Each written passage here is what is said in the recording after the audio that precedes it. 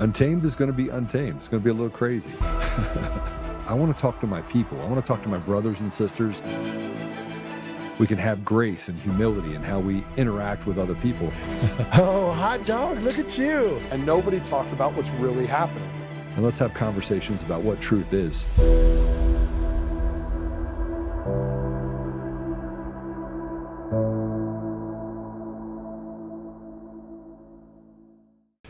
Hey, so welcome back. It's a terrific Monday. Who am I kidding? Okay, so since I actually got to have a court case this morning, I'll just kind of give you guys an update of it. And we have this special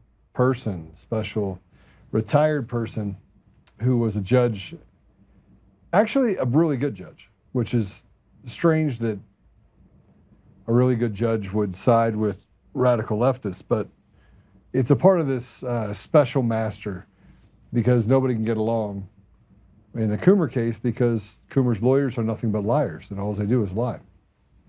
So they asked me again to give up the Antifa kid, and I said, I already gave it to you, you already got it in the notes. She's like, I'll take that as a you're not going to give it up. Now, that stopped before I went off for 20 minutes.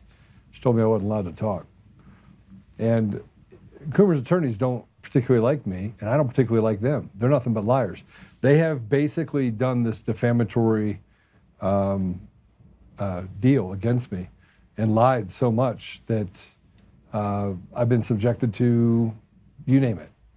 But when you say it over and over again in front of a judge and you lie over and over and over again, it only takes 5 or 6 times. So that's what they've done. That's their mantra, is that they'll continue to lie and hope that the chaos will overcome their client's behavior. So anyway, before you hear it there, we hear it here. This attorney who does not have the authority to, or this judge does not have the authority to make this ruling, says that they're reenacting a $1,000 sanction a day to give up information related to the Antifa kid. So fun times. We'll see how it ends. A whole lot of the ridiculous, but yes, I'm looking forward to all the more slanderous articles that get created and won't give up information. All the same bullshit that they did before. Although I got to tell you, I'm getting to the point now where I've had enough, and they're trying to push me to that place. So, well, we'll see how it goes. Let's talk about today. Today's a problem. This weekend was a problem. I went elk hunting, and I'm gonna be out of town for a bit, just hanging out, just up in the hills, and I got to get out of here for a bit. And most of what I said this weekend, I put up some posts about how the stars are bright and they're great, and I went up there elk hunting. I just want you to know that no elk were harmed in the anticipation of me going up there elk hunting. They all ran away.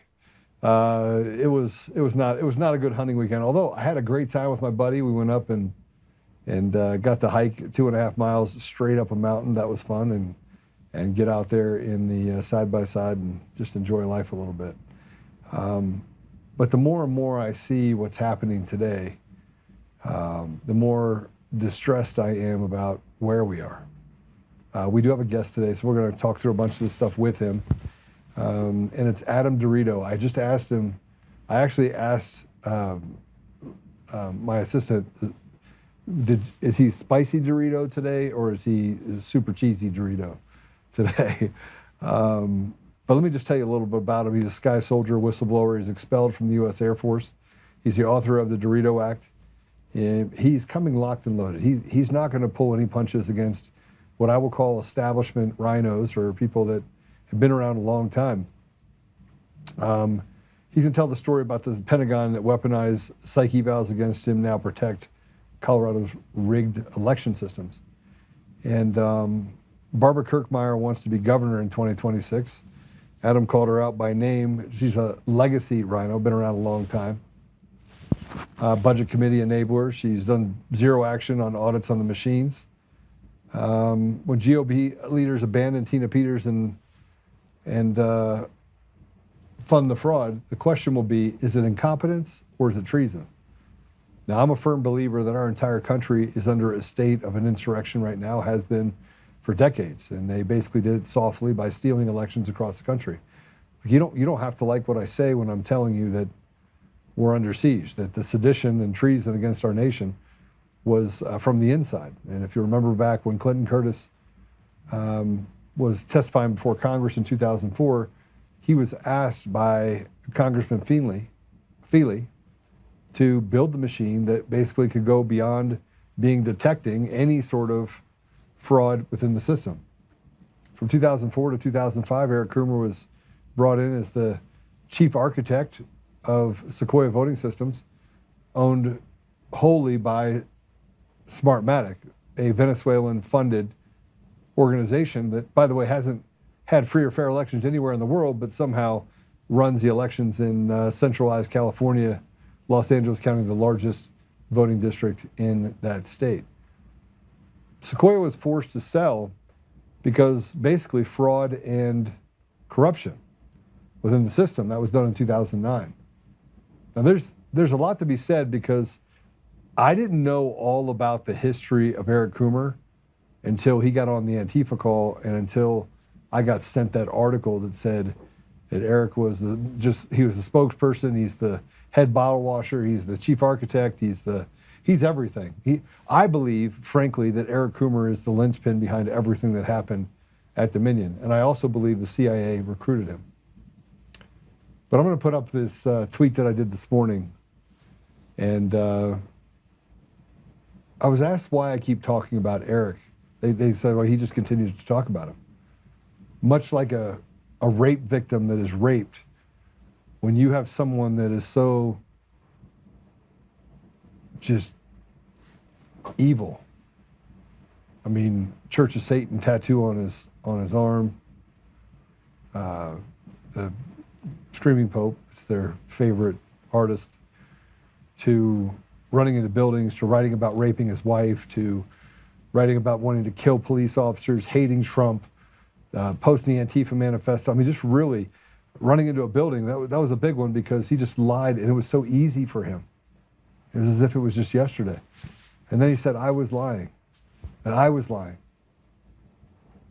So I'm lying, but the guy that literally has been a criminal and done criminal acts for 25 years, that guy is now the poster child for elections. And we should let him, in all of his radical nature, run these elections, not just here, but all over but I'm wrong. And he gets to have my family attacked and attack people around me, but I should stay quiet. No, you don't let a rapist run free, and you don't let people who lie with impunity and do the things that they've done in our country.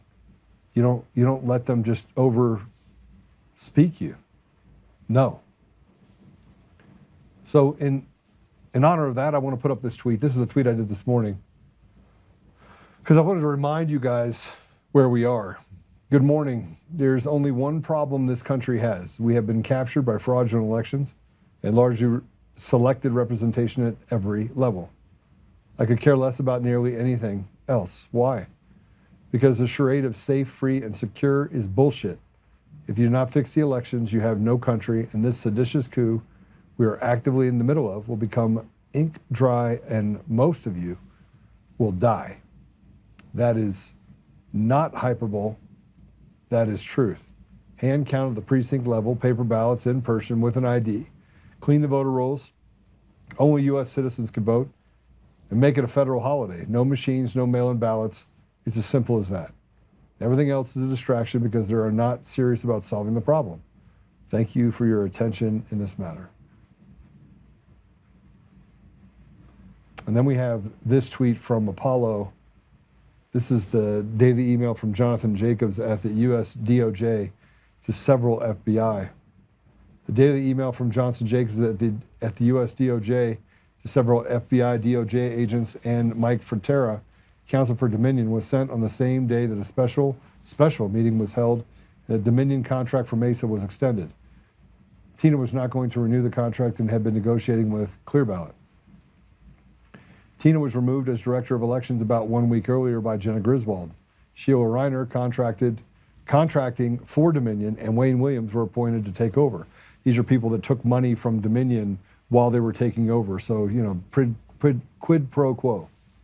Tina was not present at the contract extension, bore her signature stamp for some reason. The only person that could have legally signed was Tina and her deputy clerk, who was put on leave before this meeting. Thus, the contract signed in August of 2024 is likely null and void. At Real Tina Peters needs to be freed immediately. RICO. I believe every bit of that. And then I want to play this. Look, we're not going to stop. I'm not going to stop. I don't actually care if I go broke. I don't care. I could care less. I don't want to live in a world where they can just treat us like slaves. I don't want to live in that world. Like, I grew up super poor. It doesn't bother me. I'm totally good with it. And that's the difference between me and probably 99% of the world out there that will not stand up and call a man and a woman. Afraid, deathly afraid to answer simple questions. You want to know why? Because they're afraid of the outcome. They're afraid they might lose their job. They're afraid of they want that bag of shekels. They want that bag of shekels. They want to eat and watch their TV. They want to sit down and play video games. They want to simp a little bit more. Don't want to see the truth. Certainly don't want to talk about it even when they do see it. I'm just not built that way. I'm not built that way. I'm not built for the bullshit. Right? So it is what it is. I'm going to continue to do it. But this is what Nino Rodriguez said of why we're actually in Venezuela and why we need to free Tina Peters. Some people are starting to get it. Play it. Do you want to know the real reason we're in Venezuela? Well, yeah, the narco-terrorism is a good cover. And yeah, we want to get rid of drugs. But the biggest reason is it reveals how they stole the 2020 election. How Biden stole the 2020 election, and it all leads to Hugo Chavez's regime in Venezuela and how we intercepted their Smartmatic system to flip and steal votes for the 2020 election, and they hold the key. You know who else holds the key? Tina Peters, who's rotting in a jail right now in Colorado, and her cancer has come back, and they're making conditions unlivable within the jail system to keep her hostage and hopefully kill her in the Colorado jail. Free Tina Peters. Share this message far and wide, folks. I'm gonna bring Adam in. I'm gonna bring Tommy in because Tommy's joining us. I just see he's up there now. I want to bring them both in. Tommy's joining us for the podcast. We've got one more because we're going to talk about Mexico, but I'm going to get their thoughts on this. So Adam, who's with us, and Tommy, welcome to the show. Pleasure to be here, Joe. For Thank you so much for letting me come on the podcast today. Appreciate it. You know, before we get to the next one, which is talking about what's happening in Mexico. Oh, yeah. Because the people there are pissed. If only people here were this pissed over the fact that you're overtaxed, you're lied to every day, that the media can do whatever they want to you. We're run by cartel members, just at a different rate at the local, all the way state and federal level. It's basically one big cartel. Yeah, and basically Gen Z's had enough of it. This is something I actually wrote a Substack article this morning on my Substack this morning about what's going on in Mexico, and it's critically important. They are sick and tired of being run by narco-terrorists. They're sick and tired of having government officials acquiesce to the status quo. They are sick and tired of not being able to raise their families in safety and having to deal with all these things. And if we watch over the summer, we've seen this happen in Nepal as well. They burned down every government building. They went after the presidential palace. I spent a month in Europe and the UK doing operations and kind of integrating in what's going on with the IRA and the UDF up in Belfast, all across Ireland and across London. And it is absolutely terrifying because that stuff is going to come here if we don't stop it. And we're starting to see other nations rise against their government officials. And, you know, hopefully we can do it in a more peaceful way here. But it's getting to the point where we're going to have to make a decision. Do we want moral or ethical people in our government, or are we going to continue to do the same thing that's broken and not working? I mean, whoops. What you said is it seems to be the temperature seems to be going up. Tommy, what are your thoughts? Well, to be the contrarian, it might have been last week with Dr. Federer, it might have been the week before, when we were talking about the Christians in Nigeria. You had brought up a point that I hadn't thought about, and you're saying all of this, you know, real or not, you're like, even if it is real, and it probably is, to be aware of what this is. This is a way to funnel money there through, the means that Trump hasn't cut off. So actually, because of that talk, because of what you said last week, Joe, is my first thought, and this could just be my own brain being cooked by conspiracies now, is when I see what's happening, my first thought is why am I seeing this? How am I able to see this? Why is this what's trending? Who does this serve? And I would argue that this serves as even if it's tangentially related, it is the beating of the wardrobes. Even though I'm with the people in Mexico, it does give me pause when let's completely break it down into what it is. It's a new enemy with a new just reason to go there. We are moving, I think, more than one carrier strike group off the coast. I mean, massive amounts of armament. I think somebody said it's on par. The aircraft alone is on par, second only to Iraq in March 2003. Although I do side with the people there, I am a little more, when I look at it and I go, what am I being shown, and who benefits from me getting a feeling of rah, let's go get them? Just to be cautious. Every time, war on terror or Vietnam or Korea, it's always preceded by some air of justification. I'm just trying to be a little more hesitant right now. Why am I seeing this? Why is it happening right now? Why is it trending? And maybe it is organic. I'm a little more on the fence about why are we seeing this? What is this riling us up to do?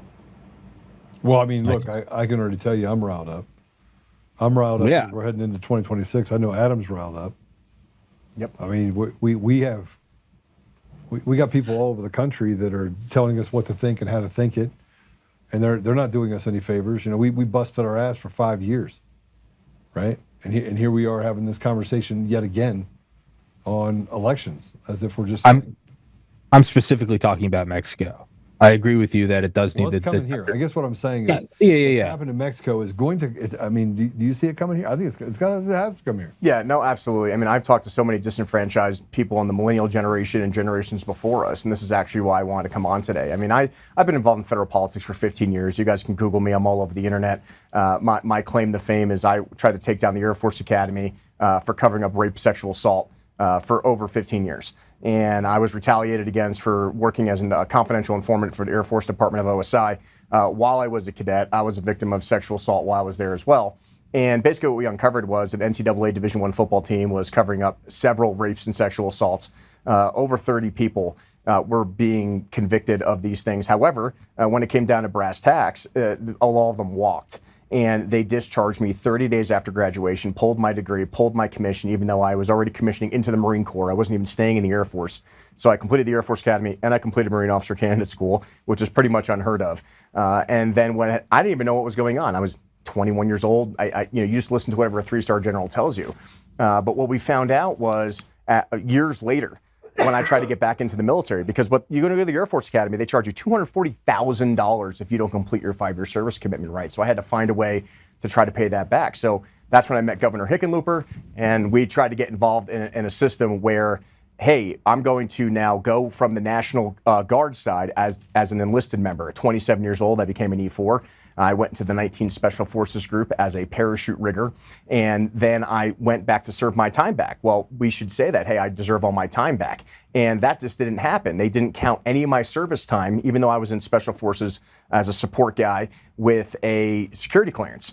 Come to find out in 2017, and I didn't even know this, the Air Force went back into my medical records and changed my mental health records to say that I was crazy.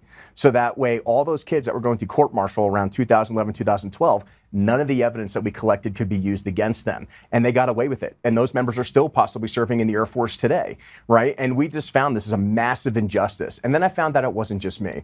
I found out that most kids who were reporting rape and sexual assault at Federal Service Academy were now being retaliated against by having their mental health records changed. And what are you going to do about it? I spent over $250,000 of my own money dragging them all the way through federal court, all these systems to try to get it corrected. Come to find out, we made it all the way to the 10th District Court of Appeals, the highest level underneath the Supreme Court.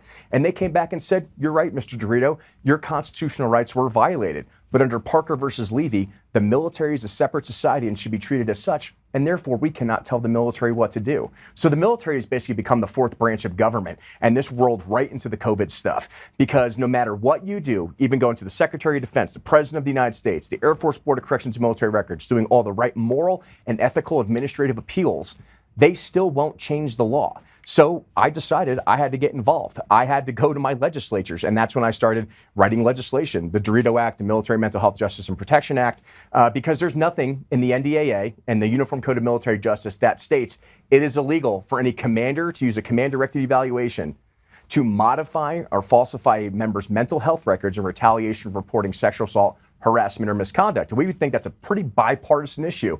Why wouldn't Doug Lamborn? Why wouldn't Ken Buck? Why wouldn't Lauren Boebert? Why wouldn't Joe Nagise? Any of these politicians in the state of Colorado be willing to sign up to advocate for military service members, especially at our own Air Force Academy here in the state of Colorado? And come to find out, it's all a pay-to-play system. The Air Force Academy Athletic Corporation, which is a 501c3 down there, and the Board of Visitors, which Michael Bennett sits on, they're all getting back paid through these channels, through campaign donations, and no one's going to go against the second largest revenue generator in the state of Colorado next to skiing, which is the Air Force Academy. So I had to go back to D.C. I went on a combat deployment. I came back as an intelligence analyst in the 19th Special Forces Group with the HIMARS unit down in Pueblo. And I said, all right, I got my street cred, I got my combat time. I mean, who's going to not agree with me that this is the right moral, ethical thing to do? And I started walking the halls of Congress. Lauren Boebert took pictures with me. Oh, we're going to support the DeRito Act. We're going to do all these things. Nothing happens. Not a single person in this entire state, Democrat or Republican, would sign on to those initiatives. And you have to ask yourself, exactly, you have to ask yourself, why? So, as you know, they're like, hey, you know what, DeRito, you've been doing federal politics for 15 years. Why don't you get involved in the local side? What's the worst that could happen? Well, I didn't realize that local politics are probably worse than anything I've ever experienced on the federal side. And I started showing up to my local meetings. I met all these local politicians in Weld County. That's where I live. I've worked oil and gas for over a decade. I've worked for every major company in our state. And now when I'm seeing 150,000 jobs get lost, millions in tax severance being lost because Baker Hughes is moving out, Noble Energy's selling off, Anadarko's leaving, and the only guys operating left are Liberty and Halliburton pretty much now. We went from operating dozens of rigs down to basically less than 10. And that was all during COVID, so people attributed it to COVID. And I started learning who all the players were. You know, I found out who Lori Sane was and Barb Kirkmeyer and all these other people. And then I come to find out that, Commissioner Sane at the time was for an open drilling policy. You know, we should drill anywhere, we punch a hole. That makes sense. Yeah, it does. Why would we not want to do that? And then I like saying, I hope she's not. Hope she's not on the list. Yeah, no. And then I'm like, okay, so who's Lori Sane? I go and meet Lori Sane. We have coffee, we talk, and I meet Perry Buck, and she's the commissioner at large, and she's Ken Buck's ex-wife. So Ken didn't do anything for me, so Perry Buck seemed pretty admissible to trying to get things done. I kind of introduced who I am, like, who is this guy from D.C. who just starts jumping into commissioner meetings? I'm like, well, I'm not a hostile adversary. I'm just an intelligence guy, and I'm just trying to get to know who everybody is and who's at play here. And you think this largely red district who's all pro-oil and gas and pro-farming and ranching, but then you've come to find out it's anything but that. And then I find out who all these other players are. And I start asking questions. I go to the state capitol and I state, well, why aren't we supporting, oil and gas operations? Why are we not passing more bills? Why are we not approving more drilling permits? And why is the guy in charge of approving drilling permits never worked in oil and gas before? That doesn't make any sense. And then I come to find out, well, who's backing his campaign? Well, who's the registered agent? And then they all backtrace to one single person. It's Marge Klein. Why is Marge Klein in charge of all of these specific elected officials? Why are they funneling money from this one donor, Steve Wells up here, into all these campaigns? That doesn't make any sense. So it's a RICO thing everywhere. Yeah, pretty much. And the worst part is it gets worse than that. Because keep in mind, I don't talk to really anybody. I just kind of keep to myself and figure out who everybody is. And I'm like, you know what? I started realizing that the only way we can make a change is for us to get involved. So I try to become a PCP. Denied. Try to run for the Weld County. What do you mean denied? How are you denied? Oh, sorry, those positions are filled, and we have no other positions for you to fill, so you can't do these things. Okay, that sounds fine. What about all these open? But let's go find some other PCPs, right? Because these are the people. Like we talk about election integrity, and that's super important. Yeah. But the Dominion machine doesn't matter if we never have a chance to put moral and ethical people on the ballot in the first place. Well, yeah. I mean, look, they control it. This is why they wanted to get rid of the caucus. That's why those RINOs were Exactly. Pushing it for Yep. that specifically. But What does PCP mean, other than primary care provider?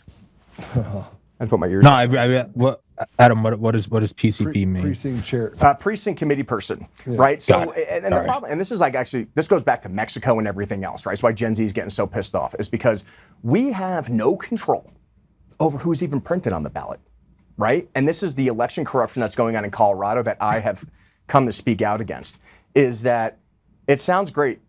Let's get rid of the Dominion voting machines. Yeah, that's sure. Let's free Tina Peters, 100%. But if we can't even have a chance of putting ourselves on the ballot in the first place because it's controlled by 10 to 20 people in the state of who even gets those seats, then what's the point? And I experienced this myself. Like, as for fun, I did an experiment. I ran for Weld County vice chair just to see what would happen. What happened?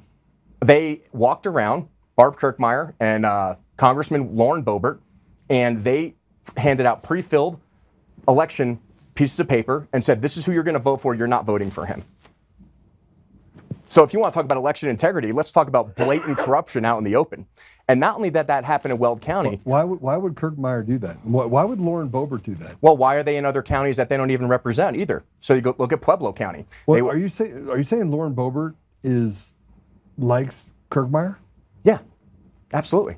Because here's the problem. Where do they get all the donations from? Steve Wells, up north, right? A lot of money gets funneled from these guys into these campaigns. And, like I said, Lauren and I had a great relationship for a long time. But when you're not going to pass common sense military justice and protection for our service members, and I have Air Force Academy cadets literally as of 2 weeks ago committing suicide, and their parents calling me, asking me, when are we going to get these changes? And it's not happening. You're going to have to aggressively start and say, we have to change the system. And it's nothing against them. I understand how politicians work in D.C. At the end of the day, it's dollars and cents, and you need that donor money. And the worst part about most people in the state of Colorado is they won't even donate $5. They'll show up to a Trump rally. They'll show up to a Charlie Kirk truck rally down I-25. But when it comes to actually donating or showing up to events or door knocking, a lot of people aren't doing it. And most millennials, I don't have time to go to a 6:30 a.m. pancake breakfast on a Wednesday. I have to go to work. Right? And they schedule all these meetings where all these decisions are being made during all of these things where we can't show up. So how can we possibly participate in our own constitutional republic if we're not even given the chance? And then, like I said, they're preventing us from becoming positioned. But the exception to that is, there's some other people like in Weld County, like Hunter Rivera. He was put in as the Weld County chairman. Why? Well, he worked for Kirkmeyer for several years. So he's going to do exactly as he says. And I've tried to talk to him about it. Like, hey, man, maybe you should take a step back and consider, our generation matters. And if you keep doing exactly what the people who have been in power for 30 years are controlling the entire party, we're never going to have a chance. And they're probably going to oust me from the Weld County SEC committee after this podcast, which is fine. I don't care. Yeah, I don't think they will. People don't like it when I get on the sharp side of the stick. Yeah, but it gets worse, Joe, because what happens is I stayed out of it. I'm like, all right, you don't want me to be Wells County Vice Chair? That's fine. I'll be a district captain. I'll help try to get things done. And then I get handed a list. Hey, you got 12 people in District J, and you can go fill 4 positions for PCPs for caucus this year. Hi-ho, the DeRito, that sounds awesome. And then I find out that there's hundreds of people on that list, and they didn't give me that list on purpose because they don't want me to fill those positions because they have all the votes whipped to ensure that their people are put on the ballot and not anyone else outside the system. And they're doing this to multiple district captains unless you pay to play and are playing the game. And I just can't stand it anymore. There is zero chance. Like I said, Dominion matters, absolutely. But if we can't even get the people we want, new, younger Americans, to get on those ballots, right? I'm a millennial. I'm 38 years old. I think I'm more than competent. I'm an officer in the United States Army. I've served my country for several years. I work in the oil and gas industry here. I'm a substitute teacher at St. Mary's Catholic School, and I'm a farmer on my own 12-acre piece of property. I think I know what's going on in Weld County, so maybe I should represent those people if I chose to run, or several other people. There is no chance in hell unless Barb Kirkmeyer and her cabal signs off on it. You have zero chance. And I experienced this in D.C., and this is how I ended up coming on this show. So as of 2 weeks ago, I was the national vice chairman for the American Veterans First Association. And our only objective as a 501c4 is to raise money and funds to ensure that veterans, especially for the global war on terror, can get elected to office. And that's not just in Colorado, that's all around the country. And when I mentioned this, when I was running for Weld County vice chair, Lauren Boebert even called me out, well, how much money did you raise? And I was just like, a lot. And she, and then that scared them. Like, oh, DeRito's raising money, and he's probably going to be putting up candidates to primary us. Correct. That is 100% accurate. Because if I don't think you're a good candidate, I don't care where you are. That's what our primaries are for. If you're doing a bad job, just because you have an R behind your name doesn't mean you should be serving the government. Yeah, but they can actually just petition on. Sure, they could do that too, and you should be able to. Well, I mean, what about open private? We're getting ahead of it. I want to go through a couple of these things, and I want to get to that because there's more to it. Yeah. I saw your post. You called out Governor Bill Owens. Yes. I'm just going to tell you, but Governor Bill Owens, I had a large amount of respect for him until I didn't. Yeah, and here's the thing. I don't know who Bill Owens is. I've never met the guy. And keep in mind, I've also never personally talked to Barb Kirkmeyer in my life, ever. But she knows who I am. And apparently so does Governor Bill Owens. So I was in D.C. on our last legislative push this year. I was out there with Carolina Stanzik, who is one of the only members who is 100% medically disabled at 25 with a pacemaker because the COVID-19 vaccine legitimately almost killed her and gave her several heart attacks.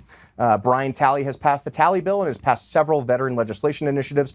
And I work with them from Florida and from Texas on passing these initiatives because I can't get a single congressman in the state to do their job. So I'm going to go with other states' congressmen in those connections.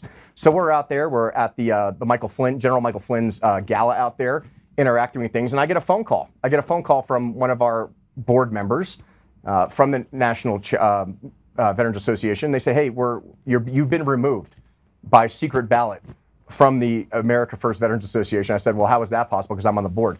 Well, we got a call from a former governor, Bill Owens, who's associated with Barb Kirkmeyer, who apparently is a state senator, and they're telling us how you're working against the Trump administration, even though I've probably been to President Trump's house more times than most people in this state throughout the entire election season. And to be fair, this is probably their naivety. In D.C., you have to vet people's information at least through 3 to 4 people. You can't just believe one person. And they were young and naive and didn't believe that. So they had me removed as a board member because knowing we're coming into the election for midterms, I am finding people to primary people in other states and Colorado. And well, the good thing is that, you know, Bill and Barb, you did it right before our massive fundraiser at Trump Tower. So now we're going to dissolve the organization that had no election money for midterms. And you did it before we were a financial machine. So now we're going to reorganize into something else. But here's the thing.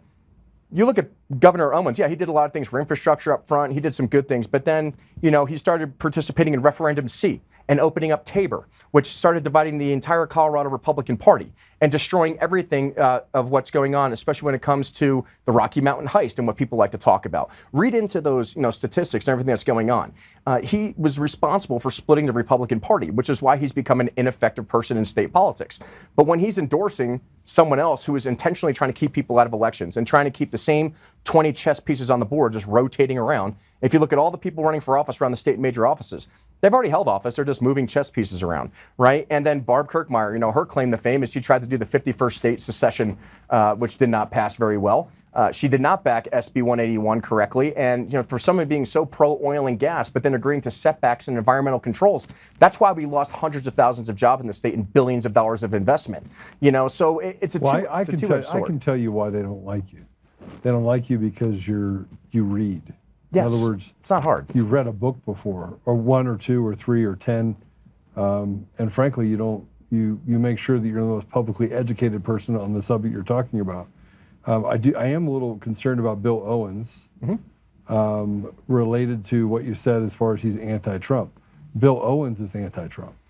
Yeah, that's what I said. It's hilarious that he's calling me that when I literally have met his entire family and hung out with him at Mar-a-Lago several times over the election season. No, but I'm saying that Bill Owens himself called Trump a charlatan in 2016. Right. And said he was terrible. So Bill Owens is probably one of the most terrible human beings you're ever going to find. No, I agree. Sorry, guys, listen to me. In 2021, I was at a friend's house who was having a get-together for children. I was there to donate a bunch of money. And Bill Owens was introduced to me, and I'm like, well, if you don't get rid of the machines and mail-in ballots, this is in 2021, you don't have elections. Like, you don't have and he goes, the elections weren't stolen. And I almost punched him in his face. I don't blame you. I was really close. It got pretty heated. And I'm like, choice word. Tommy, I have lots of choice words. But here's the problem, Joe, is that, yes, there's a divide in the Republican Party here, and we're doing nothing about it. No, it's not. It's not a divide in the Republican Party. It's I would been agree. captured by a bunch of pieces of shit. Correct. Right, including this Bill Owens guy. Correct. And let me tell you something. If it's not just Bill Owens. Correct. Right? It's what I call the poker table. Mm-hmm. Right? It's guys that get around and they share power. and they captured a couple of key billionaires in the state. And those billionaires, basically, they just go in and they just maneuver them as if they have a joystick on an old Atari. Yes. Right? Just 100%. ding. But that's why it's up to us, Joe. Is that like, do we want to start seeing government buildings burn down like in Nepal, or massive government uprisings in Mexico? Like Gen Z and the younger generation is getting tired of it. I mean, we're getting proposed with a 50-year mortgage now, right? I mean, these are the things they're telling our generation that we have to acquiesce and agree to now. And these are some things I just don't agree with. You know, it's how are we going to be able to raise our future families and buy a house and live the American dream that they've had the opportunities to? And these people are still in control. You know, we're now running people for governor that have no idea what's really going on in their own home state. And they're actively working against change agents like myself who are trying to do the right moral and ethical thing. And if I could fight the Air Force Academy and the Department of Defense and the highest ranking generals in the United States military for 15 years and win, if you think I'm afraid of you, here at the local level, you have another thing coming to you. And I kind of warned them of this. I'm like, I have no problem staying out of local politics and going to some events and shaking hands and kissing babies, so to speak, and keeping to myself. But the second they went after my initiatives to help veterans on the national side, and then convinced all the congressmen in the state to include Lauren Boebert and Gabe Evans and Jeff Crank and Jeff Hurd and all the Democrats too, you know, Diana DeGette, Joe Nagise, Jason Crow, right? All of them. They all agreed not to support this act. Well, then we have a problem, because if we can't change the system now, and this is their tactic. We all know that midterms historically have low voter turnout. We're lucky to see 24%. We got our butts kicked in Douglas County, and now we're being run by a bunch of Democratic socialists on school boards. And people are saying, oh, Douglas County. Yes, Douglas County. Douglas County, the reddest. We don't have any problem with our election systems, everyone. No problem. The reddest county in all of Colorado is now got a radical school board to match the radical school agenda inside the schools, which, by the way, has not changed. And here's the thing, we have to use Trump's philosophy on this. We have to make it too big to rig. We have to have massive turnout. You can't just sit around and say, oh, President Trump's in charge, he's going to fix everything, and I can sit home and just tweet away on the Colorado GOP signal thread. You know, that's not how it works. We have such low voter turnout, and we are disenfranchising the young people. It is also your fault. It is your fault for not showing up and participating in your own constitutional republic. And this is what I'm trying to motivate people on, is that if you don't think we have the right candidate, no matter what district it's in, then we need to find somebody to replace them, and replace them now. Because if the Trump administration loses enough seats in the midterms, we're going to have a lame duck presidency. Nothing is going to get done. Tina Peters isn't getting out of jail, and that's the end of it. And then they can go back to the good old boys club and the establishment system in 2028, right? So it's up to the younger people. I need you to show up to vote. I need you to participate in your own constitutional republic. You know, our founding fathers said in the final line of the Declaration of Independence, to this we pledge our lives, our fortunes, and our sacred honor. And if they're willing to have their houses burned down, if they're willing to have their families murdered, then you need to be willing to do the same thing. We don't want to. They weren't willing to have their families murdered, right? Because I can tell you right now, I'm ready for battle every day. Every single day. Exactly, but we need to be able to do that, Joe. And the problem is we're not getting enough people to participate. You know, we're seeing, you know, like I said, I'm the only guy walking the halls in D.C. and Colorado. I think I'm there sometimes more than our own congressional representatives. It's kind of embarrassing.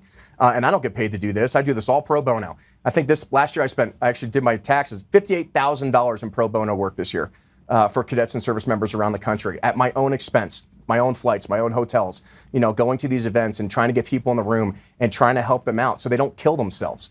So I can't bribe you with a bag of shekels. No. Tommy, can I bag you with a brag? I had a nice embroidered velvet yarmulke I was going to give you, but I don't think Adam's interested. So. No, and like I said, guys, what it comes down to is, like, you know, I have nothing against Barb Kirkmeyer or Bill Owens personally. I don't know them. Like I said, I've never talked to them. But when you're actively working against someone who's actually trying to change the system and change the entire voter population from the generation that sent my generation to war for 20 years, you have another thing coming to you. We're not backing down. The people that I work with are absolutely sick and tired of it. And if that means I have to bring my out-of-state resources and all the amazing organizations and veterans that I've connected with over the 15 years I fought, you know, some of the highest levels in the federal government for, I'm not afraid to do that. You know, but it starts at the local level. When I see my property taxes go up $800 a year, when I see hundreds of thousands of oil and gas jobs being lost, when I see Suncor Refinery lose a $25 million paving contract because not a single Republican stuck up for them at the EPA meetings. I was the only one in the entire state to show up against a bunch I think it was 80 Democrats, socialists from Earth Justice fighting the EPA to make sure that we could reduce emissions by getting rid of our asphalt production when it's the only place in the state to pave our roads. So our politicians literally can't pave our own roads because we now are not producing the asphalt. We lost that money. We lost that revenue. Now we're buying it in Nebraska, shipping it back into the state. And when I call up our representatives, whether it's our local state representatives or whether it's our congressional representatives, and say, so what are you doing to save these union critical infrastructure jobs? And nothing happens. Deaf mute. Ignore email, ignore text message. So we need to replace them. And it starts with you. And we need to find people that are willing to do the job and do the hard work, no matter who that is. Because I will tell you, the Democrats are ready to fight. I have talked to several people on that side of the party. I put on a different pair of clothes and maybe like a, and walking into these meetings, they are actively raising millions of dollars to oust Lauren Boebert. Millions of dollars. With who, though? Where are they getting the money? Because oh, yeah, no, Act Blue and all those systems. But the thing is, it's not a real system. No, it's not. Absolutely They're not giving them, they're literally being funded by people who don't exist. Yeah, but they're still raising more money than us. So how are they raising the money? Act Blue is one of the primary funneling systems. Why is it we can't get to the bottom of Act Blue? Well, if you can go on the FEC websites and you can take the Act Blue, you can take individual donations and you can trace it back. And some of them coming from like old people in Florida. Like, you know what I mean? It's all money laundering, 100% money laundering. So this is where I get into it and I say, all right, here's where we are. We got massive problems. Mm-hmm. Tommy, you think our elections are free and fair? No. You think our donations are free and fair? You think it's like a kabuki theater? I'd say they're less porous in the elections, but they're still not something to hang your head on. I mean, you have people raising millions of dollars. I mean, I'm telling you, millions of dollars. Millions. From people. And I'm talking an obscure race. Will raise $500,000 in $10 donations. And yet, it's not real. Correct. So yeah, and like Gabe Evans will lose his election this year to Manny Root now, 100%. He only won by not that many votes, and it's the get rid of machines and mail-in ballots. You won't. Yeah, Hakeem Jeffries declared war on District 8. It is now the #2 most contentious district in the United States, next to the Georgia Senate race. They're going to come for it hard. They're going to come after Lauren Boebert hard. And right now we don't even have a single Republican willing to even contest District 2. Joe Nagise is going to walk away with that, or he's going to replace Michael Bennet as senator if Michael Bennet gets put in by Bloomberg as governor, which right now is likely what's going to happen. And we don't have even a single Republican willing to run in Colorado District 2. We're just giving it to them. We're not even giving them a fight. So and same thing with Jason Crow is obviously probably the hardest seat to flip, if not impossible. But we don't have anyone trying to run in 7. We don't have anyone trying to protect anything. We don't have an election system here. Yeah, we don't, but we don't even try. Here, listen.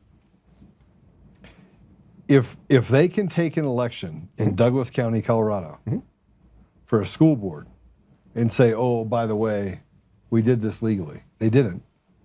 They haven't. None of the elections are real. Yeah. Adam, none of the elections are real. You cannot outvote the machines. Every time somebody tells me that I got to vote harder, I'm thinking to myself, "You got to be kidding me." Well, I don't think I'm necessarily telling you to vote harder. I'm just saying that, yes, we need to get rid of the Dominion voting system. We need to do, not mail-in ballots. We need to do paper ballots showing up with ID. Yeah. 100%. But at a minimum, we also can't be idle bystanders. So why not get 100,000 people to go in and just flip tables? I love that. I mean, that's what Jesus did. Everyone thinks that Jesus was a peaceful person, but he went in there. No, he was not a pacifist. That's a misconception. And as an unapologetic Catholic, I will tell you, we need to bring back the leather whips and the flipping of tables instantaneously. It's unquestionable, right? We need to do these things. There is no more acquiescing to the machine. We have to change the system. We have to demand change.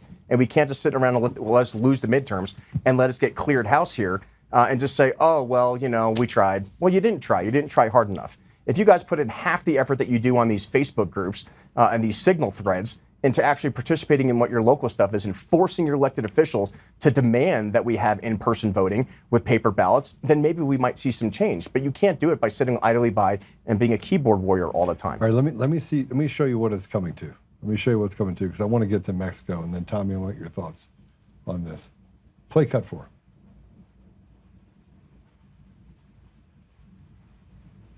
Cartels are dominating everything here in Mexico. They are in all the offices of the government, in the states, in the cities, and in the national government. Is Is Mexico a narco state? Yes, it is. And we all Mexicans know about it. And Mexicans are afraid of the alliance between the Mexican government and the cartels that have infested our nation. Can you explain this alliance between the president, her party, the Morena party, and the cartels?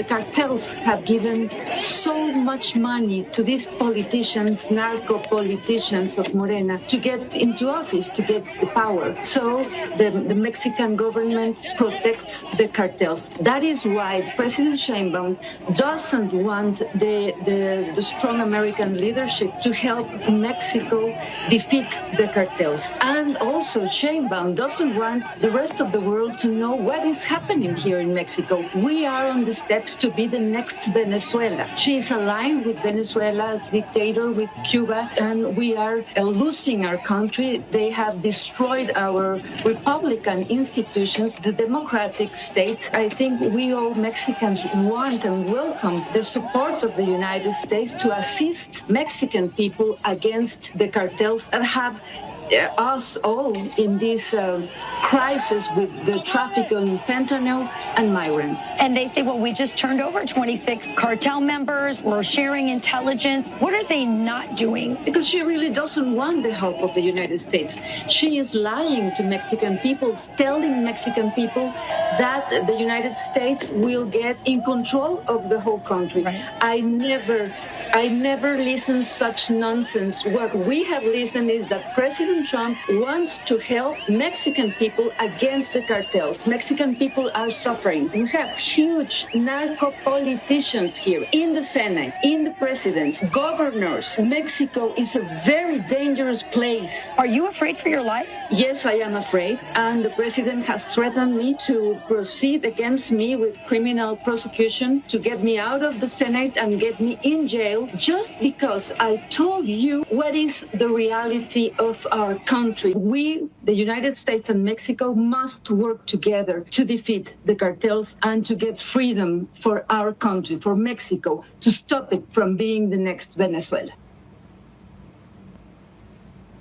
Yep, 100%. That's coming here. Okay, so Tommy, tell me about the president of Mexico. Claudia Sheinbaum. Well, she didn't like 37 other candidates get assassinated before her, and then she was brought in and won the election. And I don't know anything about her. I know she's a Jewish woman. And I do believe, and I have no idea if it's based in reality. You know what that means? She's part of the Synagogue of Satan tribe. And I do believe that they're saying a lot of the cartels are being equipped with a kind of Unit 8200 surveillance technology. I think more and more, and I hate to come to this conclusion, but I guess I shouldn't. I mean, a conclusion's a conclusion. I shouldn't attach emotion to it. It's going to continue to spiral. It's going to come to the United States. It seems it's going one of two ways. It's going to come here. It's going to dissolve everything we hold near and dear. And as major countries and bulwarks in the world fall this way, chaos will reign. Or President Trump has to do something that's going to be wildly unpopular and everyone's going to hate him. But they already hate you anyway and call you a Nazi anyway, so that doesn't really matter. I think at a certain point you have to look at it and just quite. I know this is it's a sixth grader way to go about it. Quite literally, call a press conference, dump everything about the 2020 election, and say they're continuing to do it. Your country's going away in 3 years, and then the rest of the free world will fall. Because of that, we're doing X, Y, and Z, and we're holding elections hosted by the National Guard, broadcast live on television. You can only vote in person. We're at a certain point where it's like when you have a friend that's drinking too much, and you're kind of like, hey, man, you're going to die, and I love your mom, and I don't want to go to your funeral. So I'd love to help you. And if you don't want help, I don't know what else to do. It's just kind of where it is. I think it's a miracle that Trump got in. I couldn't pass a lie detecting test and say, I don't think that will happen. I think there's going to be two drastic things. We're either going to kick the can down the road until it drastically comes to our front door, or the president is going to have to act in a way that's going to be screamed about hysterically that he's a Nazi. I don't really see a middle way, and I don't like that. if I had to put all my money on it, I don't see it being one of the two ways. I hope the good Lord can show me a miracle and prove my my faithless idiot but wrong. But I just don't see it, which I hate because I'm 35 and I'd like to live a long life and have a family. And I don't think it's going to happen, bro. I think what's in the cards is we're going to go to war. But let me just and I'm sorry, but that's just the way it is. No, I don't. It's buy guns, buy ammo, buy gold and silver. Yeah. But here's the deal, though. There's only about 50,000 Jews in all of Mexico. Mexico has been under siege and held hostage by a narco state for 5 decades. They're a predominantly Christian Catholic community, right? By the way, I was going to show you this. See? Got mine on too. Okay, just check it, make sure you're good. All 3 of us. There's some holy water on him. See if he sizzles. You got 132 million people in Mexico. 50,000 are Jewish. And this is the president of Mexico. After 37 assassinations. Pissed off. Everyone's get pissed off at Tucker Carlson and everyone else calling him out. It's true. And every time I'm going to separate Jewish from Jew. You have a person that is literally running cartels from the highest office in Mexico. And the people are like, you know what? Piss off. Duck off.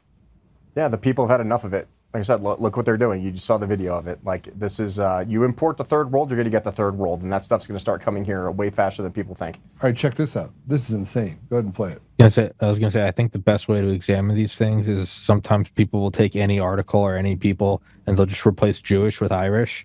Yeah. Like I am. And they're like, isn't it absurd how, 0.0001% of the population are Irish and yet they run the Senate, they have handlers in the House and when you start looking at it that way, and it's a non-incendiary term like Irish Catholic, you do start looking at it and going very quickly, you're like, even before prompted, very quickly, you're like, that's statistically impossible. Very quickly. And it's 100%. That seems to be the X variable that's coming in is more and more people pointing that out. All right, go ahead, point this out. Play cut 5. Regresar a la guerra contra el narco no es opción. Narco is not an option. No es opción. It is not an option. Primero, porque está fuera del marco de la ley. Todos estos de la derecha que se llenan la boca de las palabras Estado de Derecho y defienden la guerra contra el narco. Pues la guerra contra el narco está fuera de la ley, porque como lo dije o lo he dicho en varias ocasiones, es permiso para matar, sin ningún juicio. Y eso en México nadie o muy poquitos están de acuerdo. Está fuera del marco de la ley. Y segundo, no sirvió de nada más que para aumentar los homicidios en México y el nivel de violencia. Entonces, estos llamados autoritarios, porque son autoritarios, es ir hacia el fascismo. Oh boy, here we go. That's the whole person that, by the way, wants to transgenderize Mexicans now. Yeah, good luck. And people don't understand, I've spent plenty of time in third world countries. I spent a lot of my time doing that. Like, I've been to Nepal, I've been to Peru, I've been to all over Mexico and everything else. And a lot of these people, are really poor and they just want to raise their families in peace. And like I said, we're seeing life, liberty, pursuit of happiness, brother. That's you are seeing the limits of these people. And, as a civil affairs guy, one of the things we always say, the 3 easiest ways to collapse a society is take away your food, your water, and your electricity. And when you start affecting those things in those populations, that's when people are going to uprise. And they're starting to see these narco states, terrorists basically, are causing a lot of these communities to become insular. And then you have a lot of drug running and a lot of drug trafficking and everything else. And these communities have become almost self-reliant, because they can't depend on the government to defend them anymore, because the government is allowing these people to exist. And, I pray and hope that that doesn't happen to the United States, but you're seeing, a lot of people are being forced to rely on their neighbors and rely on things because they can't depend on the government to defend them, to protect their gun rights. If our own state legislators aren't even willing to stand up to protect our own constitutional rights, then we are the only ones left that are going to be able to do that. True story. It's funny you brought up Mexico, third world countries, your military. I want to show you something. There's a guy here in Colorado. His name is Jose Barco. Yeah. He's a Purple Heart recipient. Yep. And he was deported. Yep. Wrote a whole article on. Hold on. Before you do it. Yep. I want everybody to know that he's a Purple Heart recipient. He served in the military. Play it. An Army veteran who's been in federal immigration custody for nearly 11 months today was deported. Now, for months, Denver 7 has been closely following the case of Jose Barco. I'm glad you're with us to wrap up this week. I'm Shannon Ogden. Now, Immigration and Customs Enforcement telling Denver 7 today that Barco was removed from the U.S. and sent to Mexico. Barco, a Purple Heart recipient, returned from Iraq to southern Colorado, where he was convicted of a violent crime more than a decade ago. Denver 7's Claire Lavazorio hearing from those close to Barco as they work out just what's next. Shannon, this is a story we've been committed to covering, so much so our team reached out to ICE to try to get an interview with Jose Barco himself. But we were told by a spokesperson it couldn't happen because of the ongoing government shutdown. Now, Barco's supervising officer in the Army says his application for U.S. citizenship should have been approved by the end of 2006. But at some point, the packet was lost. Now he's been deported nearly 20 years later. This is the text Jose Barco's attorney received Friday morning from the Department of Homeland Security. A message shared exclusively with Denver 7 says that Barco, a decorated war veteran and convicted felon, has been removed from the U.S. by the federal government. Searching for answers, Denver 7 reached out to Immigration and Customs Enforcement. A spokesperson for ICE tells us Barco was removed to Nogales, Mexico. With news of his deportation, we followed up with volunteer for Barco's legal team, Anna Stout. It's absolutely appalling. She says neither the legal team nor his family were told where the Army vet was taken. This has been a sickening time for them, to be cut off from communication, to not know what's happening with their loved one, to not know where he is going, when he's going, how he is going, and to not be able to implement plans to be able to provide support and resources for him wherever he's going to go. Barco's deportation marks the latest chapter in this complicated saga. Back in August in Aurora Immigration Court, Barco lost his months-long fight to avoid deportation. The court decided his 2009 criminal conviction for attempted murder met the grounds for removal. At the time, an attorney for DHS argued that Barco should be deported to Venezuela, Mexico, or Cuba. Barco was born in Venezuela to parents of Cuban descent and has lived in the U.S. since he was 4 years old. His deportation comes the same day that veterans in Phoenix plan to protest his detainment at the ICE facility in Florence. I've been involved with the issue of deported veterans for a long time now. Scripps News Phoenix spoke with Ricardo Reyes, executive director of Vets Forward, a veterans advocacy group. Reyes is in close contact with Barco's wife and is sharing this message on her behalf. She just wanted people to know that, that Jose Barco is sorry for what he did, but he does not deserve to pay for that for the rest of his life. Those working on Barco's team say the next days come with uncertainty. We don't know how long it will be before Jose is given access to communication to be able to reach out to his team or to his family, and for us to be able to initiate whatever contingency plan needs to be initiated to try to support him. Barco's deportation comes as the Trump administration is committed to ramping up its operations to deport convicted felons living in the country illegally. We'll keep tabs on this case and bring you updates as soon as we get them. In the studio, Claire Lavazorio, Denver 7. Jose's case drives me absolutely crazy. I was actually involved in that in the background. Several people reached out, talked to some of his family members and his legal team, and he did try to murder someone. He did, and it was not an innocent case of murder, by the way. He accidentally shot a pregnant woman, and he claims it was a PTSD incident. That's his side of the story. It wasn't, though. It was an act of rage, right? Yeah. Mm-hmm. And I've seen the reports on this. Mm-hmm. There's no innocent. He basically and he wasn't a Boy Scout before that or after that. No, I'm not claiming he's not guilty of those crimes. I'm not claiming that. But what I'm saying, listen, there's not another country in the world there are countries in the world that if you can go get citizenship, but if it's not your country of origin and you commit a crime, they can kick you out even as a citizen of that country. Yes, they can. But I think what I'm just trying to say is I would still stick up for an incarcerated American over an illegal immigrant. And there are several other more dangerous people that are in this country that are of illegal descent, that are not American citizens. And by all means, this is a big Army screw up. And if this goes back to 2006, right? And this is something I advocate for veterans. So hold on a second, Adam. I'm not telling you that this kid should have been deported. It's not what I'm saying. Sure. Because he served our country. Yep. Right. So if you serve our country, you go over and you fight. And get shot. He got a Purple Heart too out of it. But here's what I am saying. Right. Here's what I am saying. This should have been resolved. I lost the paperwork. They should have literally walked the paperwork over, walked it into the deal, dropped it. Correct. But somebody wanted to make him an example. Someone wanted to make him the bad guy, so they'd have something they can hang their hat on.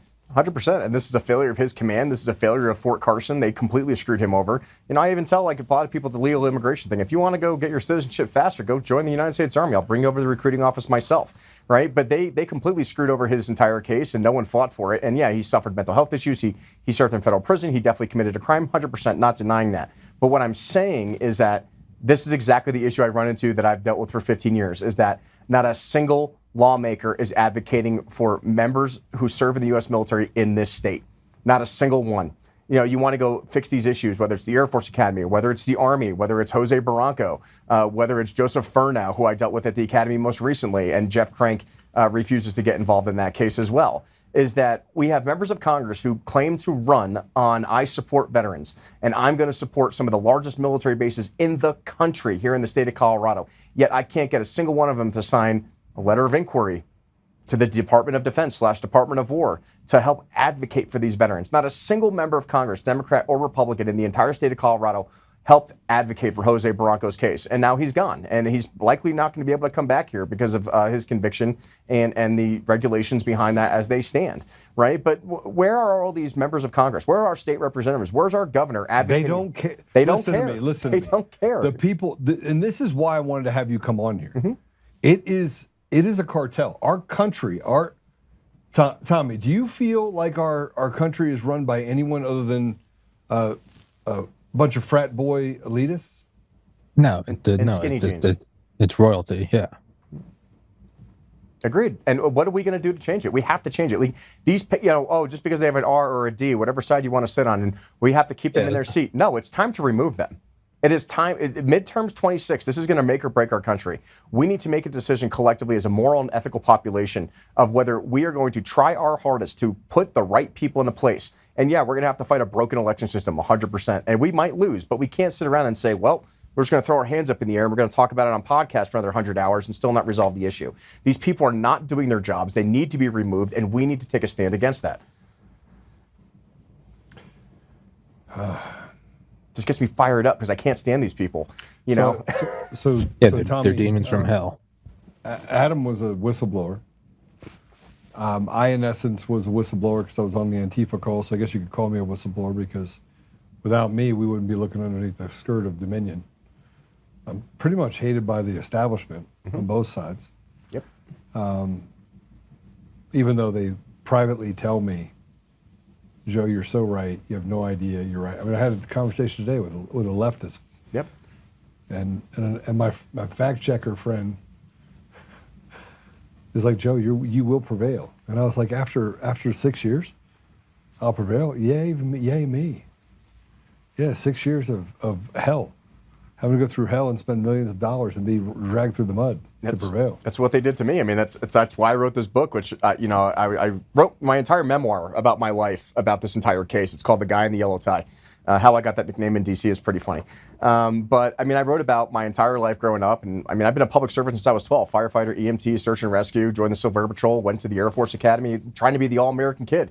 Then realized how rotten the system was in the late 2000s, and then spent 15 years of my life and basically made myself broke trying to fight this establishment system. And the fight is still not over. Like, I still fight these people in court in the Air Force Board of Corrections military records. It's not done yet. Well, you just said that they can lie about you and there's nothing you can do about it. You cannot. They tried to call me a pedophile in open court because we were, there's a whole story behind that. But, basically we were like the Chris Hansons, going in and trying to find all these kids, And basically, I was terrible at online dating at the time, and I was talking to a 19-year-old, and then later they said, well, this person was really 13, but how would you like to work for us as an undercover informant? And even to this day, my lawyers were like, we don't know if that was actually real or if that was actually an agent just trying to recruit you because they know you're a Marine going, leaving the Air Force. But I never got charged for it. I've never been arrested. I don't have any criminal record. My entire background check's posted on my website, adamdreher.com, if you don't believe me. And I hold the top secret security clearance as an officer in the Army, so none of that is true. But the thing is that the Air Force can publicly say anything they want against you in their defense response. And then I found out you can't sue the government for slander or libel. So when people Google me and they want to read the first 2 sentences of the 10th District Court case, that's what comes up, because this is what the Air Force says about you, even though none of it's accurate. But well, you have Coomer did the same thing to me. Yeah, you can't, there's nothing you can do about it. You cannot sue the government for slander or libel. I got the CIA treatment. I got the CIA. I literally had someone call Laura Logan. His name is Clint. What's his last name? Starts with a D, out of Castle Rock. He ran for office. I don't remember his name off the top of my head. Clint. Anyway, he called Laura Logan because I mentioned her on the show and said, Joe's a really bad guy. And then I had Mermaid, who told my assistant that I don't have any credibility. Mm-hmm. I don't know if anyone else that has done the things that I've done. No. I don't know many. It's one of the reasons I like you, Joe, is because oh man, this guy deals with the same shit I do, just at a little bit of a higher level. I mean, they have tried to ruin my character, assassinate me for over a decade. And then I find out that the same people in our political system in this state try to do the same thing. Why? Because we're the ones out there making change. We're poking the bear. We're trying to actually get justice, not only for survivors and victims of the system, but also to try to fix the system. And is it going to be a long slug out fight? Absolutely correct. But like I said, when I walk the halls of D.C., I'm there alone. All these people are a lot of talk. All these people say they want to do this and X, Y, Z, but I'm the only one I see in D.C. doing the work. You're the only one here on this podcast actually challenging the narratives and having the hard conversations. Do that with you. I should go to D.C. with you. You should go to D.C. It's actually a lot of fun. Yeah, I was supposed to go last week. I just got caught up in work in my yeah.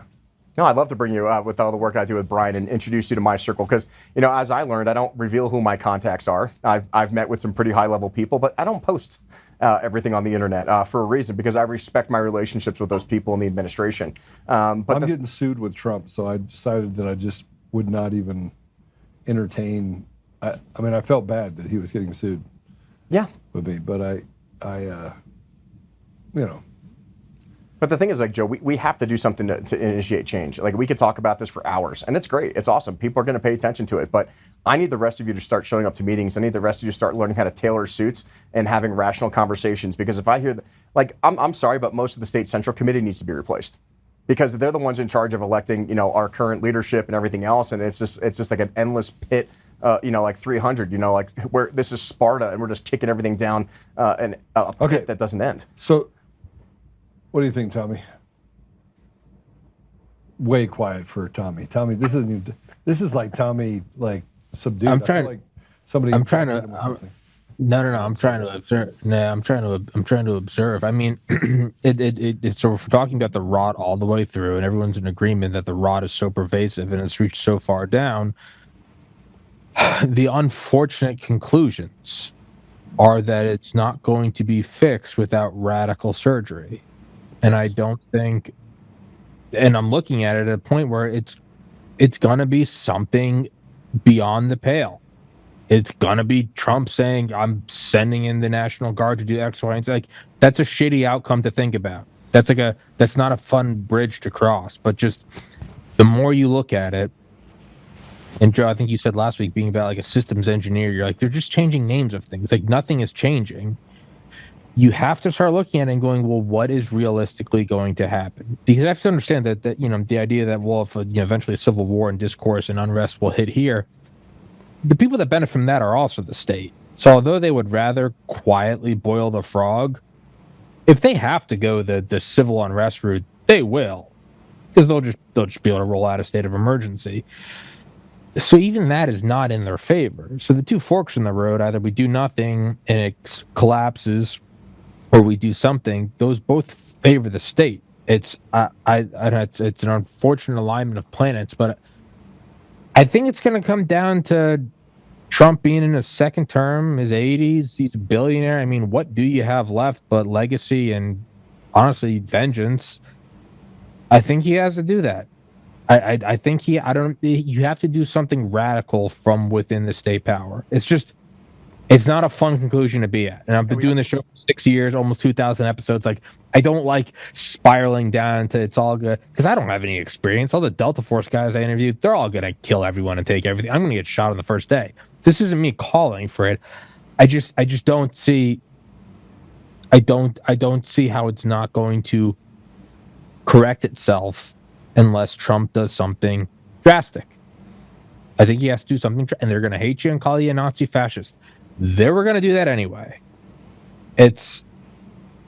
Well, I mean, let's be honest, Tommy, though. The only way that he's going to be able to do the things that you're saying, like these radical changes we need in this country, is if he maintains the ability to maintain the votes in Congress. And that's what I'm saying. He has to hit midterms. He has to hit a point. He has to hit a point of the presidential. What is it? The presidential executive administrative measures, or the PEDS, or whatever. Or like it's at a point where it's going to be like, no, it's going to be like a sweeping power thing. I don't.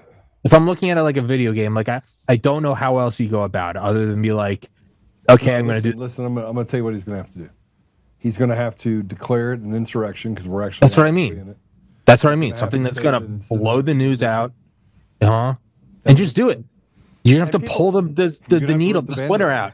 Well, it's going to be really bad. It's going to be genocide if that doesn't happen. Well, people always like to say, "Oh my God, they're setting up the National Guard." Look, I will tell you, as a guy who's in the National Guard, who was deployed. Send in Delta Force. I don't care. Send in whoever. Yeah, we call him CAG. Yeah. But the thing is like, look, they called us up for civil unrest. Like, I got deployed to January 6th. They loaded us up with like 15 rounds. How was that January 6th? Yeah. Yeah, they loaded us up with 15 rounds of ammunition, which I told all my guys to duct tape their mags. Don't even think about it. And like I said, 90% of these kids that we were working with, like, they're not going to hit anybody. They're not going to do anything. They're going to stand there. We have the military police kids, and even they're a little bit more trained than the regular support guys from an SF unit. But like, our job is to jump out of airplanes and shoot guns, you know what I mean, or fix trucks or whatever it is. And I think they're doing great work. I love my National Guard guys. Funny story about that is, like, we're standing on a street corner, and Michael Bennett calls us over. I want to see all my Colorado National Guardsmen. Jason Crow deployed us off a C-130 out of Buckley Air Force Base and gave the Independence Day speech for himself in his mask, telling him this is the most terrifying day he's ever experienced. Okay, Jason, that's your opinion. We get on the C-130. We take a nice 7-hour flight, because those things are slow and low, and you have to stay below oxygen levels. We land there in the middle of the night, and I think we're going to start invading D.C., and next thing I know, Michael Bennett calls us all over, and he's like, "Guys, I just want to thank you for showing up and protecting our nation and preserving the Constitution, so I bought you guys some food." Keep in mind, there's like over 100 of us there, and he shows up with 2 pizzas. So it just shows you the mental disconnect that our own leaders who deploy our service members to protect them, or whatever else it is, have is from the reality of the situation. And then they had to sleep in parking lots because they didn't like us sleeping in their hallways because it made them look bad. Then they shoved us in the parking lot, and then they wanted to remove us from the parking lot. So now I was hanging out with homeless people in the grassy areas and between the DC Mall. Then it made us look bad then. So then they moved us into hotels. And one of the reasons, I'll give Jared Polis this one kudo. Jared Polis, because we're spending the entire state National Guard budget on housing, us in hotels, because it was during COVID, so we each had to have our own individual hotel rooms, and hotel rooms in DC that close to the mall is like, over $800 a night. So after a couple of weeks, the governor of the state of Colorado was like, "I'm not bankrupting the National Guard. We're going to bring them all back." So he brought us back, and then some of them ended up staying there. But the thing is that it's necessary. I mean, you got to understand, these kids are citizen soldiers. I've served with them for a long time. I love them. Now I'm in the reserve. But at the end of the day, if that's what is required to stabilize our country, in order to remove the illegal immigrants out of this country and stabilize, crime cities like Chirac, as we like to say, in Chicago, if that's what we have to do, we have to do it. We have to preserve what this country stands for. And we just need to let everyday Americans be able to take their kids to soccer practice, go to work in peace every day, and make sure the lights stay on. And right now, we're dividing each other over all of these things, and we're not doing anything about it. We all like to talk about it, but unless we're actually going to actually do that, we have to make sure we have the right representatives in every state that are going to support the President of the United States initiatives in order to do these things. Because if we don't, we're going to go into a lame duck presidency for the last 2 years, where we're going to waste our time on impeachment processes and nothing's going to get passed, and we're just going to repeat the same cycle. And I think people like you and I are just sick and tired of it. Yeah. So I'm going to take a left turn here. We're going to take a commercial break. I'm just going to take a 1-minute commercial break, because I want to make sure that Adam and Tommy are okay with what I'm about to do. because I'm about to, Bill Owens the problem. Kirkmeyer is a Democrat in Prada, right? Wrapped in bacon. Unfortunately. We have lots of those, by the way, in this state. Lots. I mean, you got what's the clown down in Colorado Springs? Him and his wife. They call her Liberty something, or Todd Watkins, the Watkins crew. Yeah. She was a registered Democrat. Yeah, Todd Watkins called the police on me for showing up to a meeting. I don't even know who Todd Watkins is, but I had the sheriff's department approach me. He's a trash heap. Yeah, that's what he did, though. He's a leftist piece of trash who said that I threatened his family. Just so you know, I don't threaten people's family.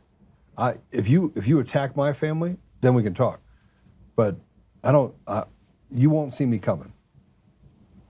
All right, we're gonna take a commercial break. When we come back, I'm gonna talk to you about Steve Bannon. We'll be right back.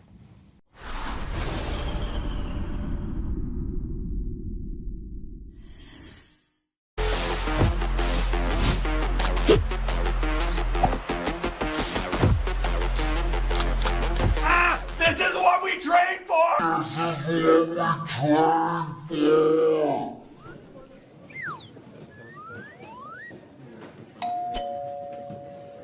Hey, I'm here for your Black Friday sale.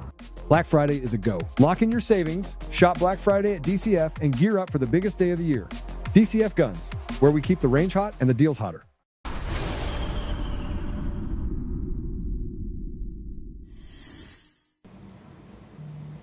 Okay. I cleared it with everyone else so that we could actually talk about this. Steve Bannon. Remember how I told you that there were people that were running around and they would defame me everywhere? So I've been like collecting this information, and then I've been, Steve Bannon was the one that, it's not my story to tell, but I will tell you that he did it to Dinesh D'Souza as well, and said, hey, go out there, spend money to do this documentary, then hand it over to me. And Dinesh is like, yeah, I'm not gonna do that.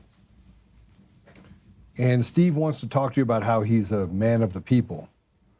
And I want you to know that he was the one that was charged with the building the wall fraud. And he got pardoned by President Trump.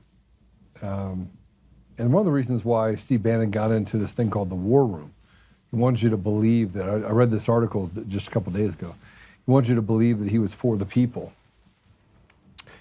And I've only sat in front of Steve Bannon 3 or 4 times.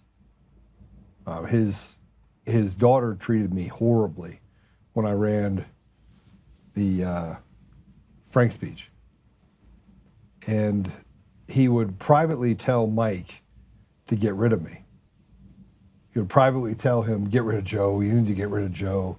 He doesn't know what he's doing. Now keep in mind, go look at what Frank's speech is right now and look at it when I ran it.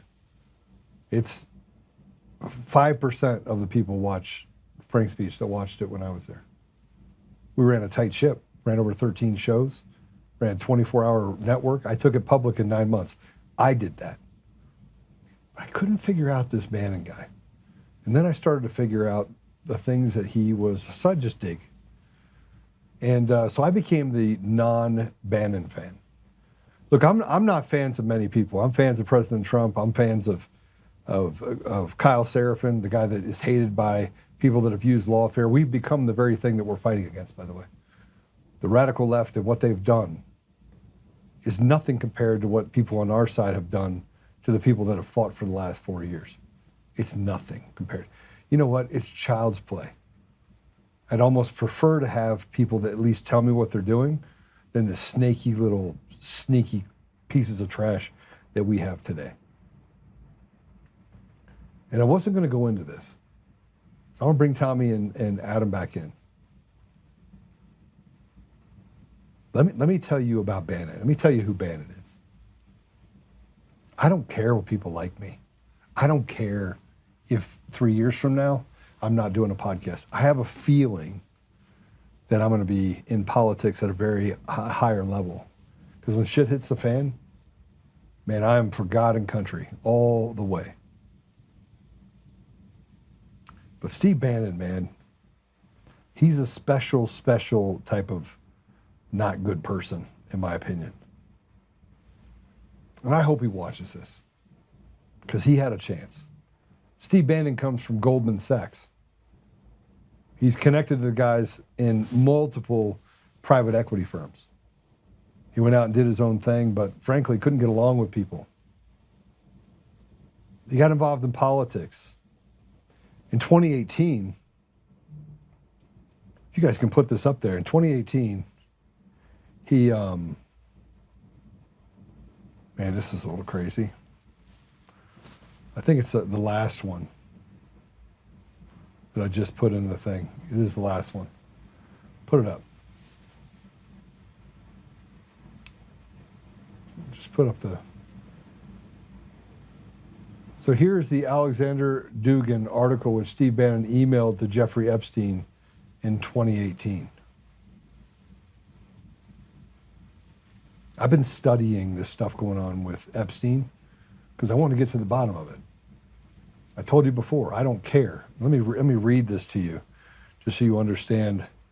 This is from Steve Bannon to Jeffrey Epstein. And the article is about Scriptal, Syria, England, are all victims, globalist war, Trump, Dugan's analysis with shout out. Can we go to the article real quick?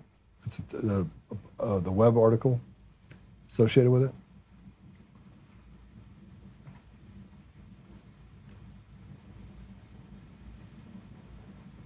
Yeah, it does.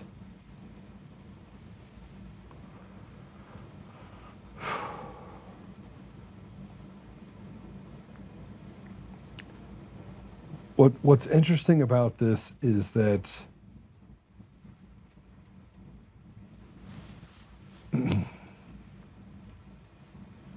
everywhere you turn, these people are. When we talk about Coomer and Dominion voting systems, it doesn't take much to look at the fact that he was in all the different countries that have had problems. Everywhere you turn, foreign policy, domestic policy. Now, I'll say this about Bannon, he reads a lot. But you will be judged by the company you keep and you continue to keep. Bannon's company was Jeffrey Epstein. Now, if you remember, who was fired from the Trump campaign, from the Trump White House first time around? Steve was. Yeah, why? I don't know the whole backstory behind it. See, President Trump thought he had it hemmed up a little. I think President Trump right now is very frustrated. I would agree. He's 100%. He's frustrated. You can tell. He's worn out. He is like, how many snakes can you have? How many bad people can you have in there at the same time? It wasn't even Governor Bill Owens working for a Russian bank before they... Oh, yeah. Yeah, right. So it's like... Okay. I mean, this is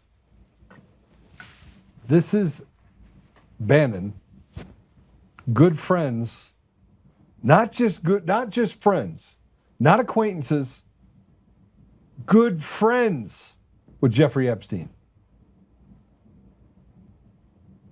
That guy. And nobody wants to talk about it. Nobody wants to have the conversation. Yeah, and as somebody who has fought sexual assault and fought for victims for over a decade in the military, it frustrates me that we just can't be completely transparent and hit the reset button on this stuff. If the files need to be published, victims need to get justice. We don't need any more suicides, and we need to route these people out of the government. I mean, they don't deserve to be there. They're supposed to represent the people, and if they're contributing to human trafficking, it's just unbelievably disgusting. Yeah, no, really, it doesn't matter who's released it all. 100%. Put it. You use presidential powers and put it on every cell phone screen. I don't care. I want you to see this. This is a video. This is Mike Gill put this video out. Mike, shout out to you. It says Bannon was buddies with Epstein, stole money from you, lying about building the wall. He's in the flip to save his ass. I'm not flipping at all on anything. I don't really give a shit about Israel. I do care about the fact that overrepresentation in our country, while they're saying that black people need to have more representation against white people, they're not looking at the fact that every one of the most important positions that we have, and 40 some odd % of our judges are filled by Jewish, because they're not Jews. And I'm going to separate P. Diddy from Ben Carson because they're doing immense amount of harm. The reason why our country is where it is today is because we're in a state of lawlessness where you cannot put your finger on common sense anywhere in our nation. Yeah. You can't touch it. I want to play this video. This is Mike Gill put this video out there. Play it. We need regime change in Jerusalem, and we need it tonight. Everything that comes out of Netanyahu's government is a stone cold lie. They're liars. They've been stone cold liars. They gave bad information, so I'm not going to let that go. That's just bullshit. Everything they're doing is demonic. I want nothing to do with it. I will never support Israel into the future after what they've done to these children. The starvation campaign, I don't care. It went from working for PragerU to I will never support Israel. So that's how much the scales have fallen from my eyes about what they are involved in. And if this isn't your wake-up call to just look at the footage of what they are doing, they're playing Hunger Games and like throwing food at them and then killing people and seeing who survives. I wouldn't send them a dime. Like, that's my position. Whatever we're getting isn't worth it because I think the cost is greater than the benefit. Everybody in Gaza is, at this point, has to hate Israel. By extension, those bombs, when they see American politicians go over there and like sign the freaking bombs that are going to kill women and children, everybody in Gaza knows people who've been killed and maimed. And we're supporting it, right? Our tax money is going towards this. You know, it's not regular, everyday people who would want to do these things, you know, that it's like governments making these choices. I don't want foreign aid to any country, including Israel. And if they're getting involved in something, from my perspective, for the sake of Israel, and I don't think they should. There was a batch of emails released just recently that showed that Jeffrey Epstein worked closely with Israel, Mossad, and so forth. I've been reliably told you're anti-Semitic if you say that. MAGA cannot override MAGA. And I can criticize any foreign country that I want to because I'm an American and I have free speech. MAGA being Make Israel Great Again. Yes. But I definitely am concerned about foreign countries' influence, especially when it comes to members of Congress. No more foreign aid, no more foreign wars, no more sending your monies overseas. I wish that someone would tell Trump, listen, pal, you might as well be a Palestinian to this guy. He doesn't care about you at all. He doesn't care about our country at all. You think Benjamin Netanyahu cares that 3,000 Americans died on September 11th? No, and you know how I know that, Lex? He told the New York Times, he said to the New York Times in an interview on September 11th, it's very good. That's how much respect Benjamin Netanyahu has for the enlistment age sons of the United States of America and the dead civilians on those planes and in those towers.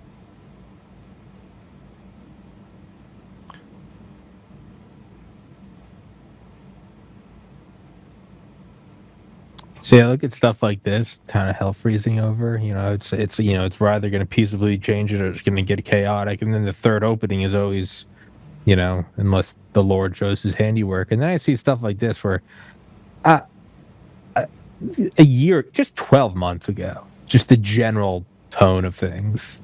If you had told me that's what it is going to be like this in 12 months, that says there's a better chance of hell freezing over. When you see these discussions that were relegated to the most. And I'm a conspiracy guy. I didn't go to prom. I was reading CIA: A Legacy of Ashes by Tim Weiner. I'm in this stuff. This stuff has always been, anything Israel related has been so relegated to the outermost fringes of the galaxy of conspiracy. To see it as centerfold as it is right now, to me, I go, that's the miracle. If you're willing to put in the work, I think God is removing the scales from people's eyes. They've successfully buttoned this stuff up for our lifetimes, our parents' lifetimes, our grandparents' lifetimes, and now it is like common talk. I guess that's where I'm hopeful. Yeah. So Adam, I'll give you a minute before I go into my thoughts on that. Yeah, I mean, and I also have to be careful what I say sometimes because I still do serve in the Army, and nothing I say represents the DoD or the Department of Defense. You can text me, I'll send it. But as someone who has served in that area, and I see what really goes on behind the cameras, I will tell you that everything is not what it seems to be. When I was working with a partner force across the border there in the West Bank, and I see a lot of innocent kids getting killed by nations that we also consider our allies. It makes you question about what we're seeing here in the United States and what the American people are being told, because it's not accurate. It's not true. And I will say that as someone who has served and lost 6 friends in combat over the last 20 years, the last thing I ever want to do is send the next generation to go fight another senseless war and spending billions of dollars and spilling hundreds of gallons of American blood when we can't even pave our own roads here. Right? I am such an America First person, it's not even funny. You know, we have so many issues and so many problems and homeless veterans and everything else here. And the fact that we keep getting distracted by foreign wars and foreign problems that don't even reside within our borders definitely concerns me. We need to, as Americans, take responsibility to ensure that we elect officials that also have the same mentality and stop voting for endless wars and constantly arming people that are just going to keep killing millions of people for unnecessary reasons. Mentality. Okay, so let me tell you my thoughts. Steve Bannon's changing his voice because it's not always the way he was, right? So it's like a chameleon. And you know, I saw what he did to David Clements. I saw what he did to Mike Lindell. He treated Mike Lindell like a village idiot because he could make money on him. You know, pillow code, talking to all these people that frankly are just not, I don't know, it's like not smart. And I don't care if you listen to Bannon or not. What I care about is that you don't put yourself in a position,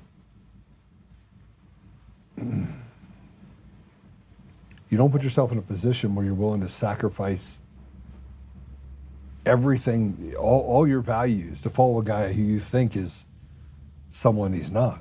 Here's a guy that's taken millions of dollars from people on a wall. Had to get pardoned for it. You say whatever you want. Nothing happened to him. The guy he was with that lost all of his limbs went to federal prison. No pardon. Bannon was an elitist.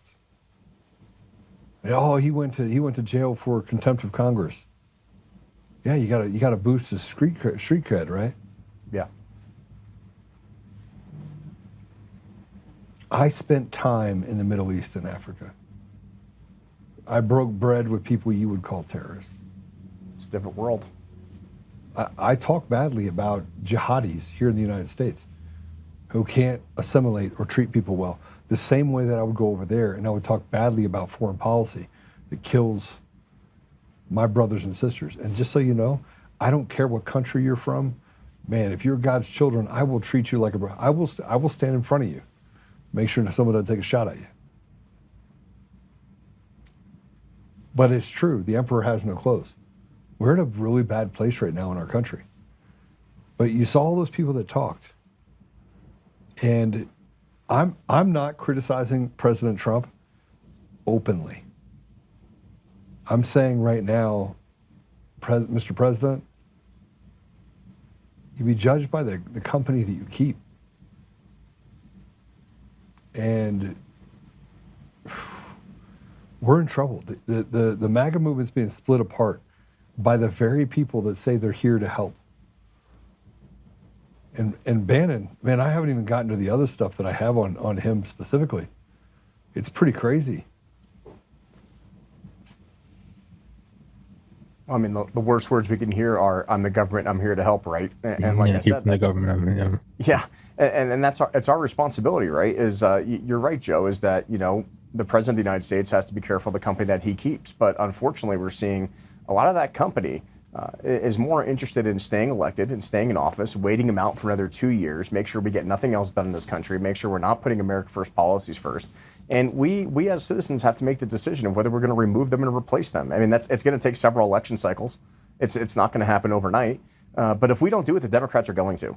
They already have a plan in place, especially here in the state of Colorado. They are going to actively try to flip some serious Republican seats.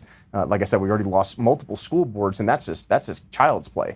That's nothing compared to what they're trying to do here. Like I said, it starts with us, you know. And if we want to make sure that the president is surrounded by the best of the best, then we need to be part of that solution versus being part of the problem and being idle bystanders. All right, I want to play this really quick. This is Steve Bannon, and then I'm going to play a Trump deal. So let's play the one I just put up, if we could, please.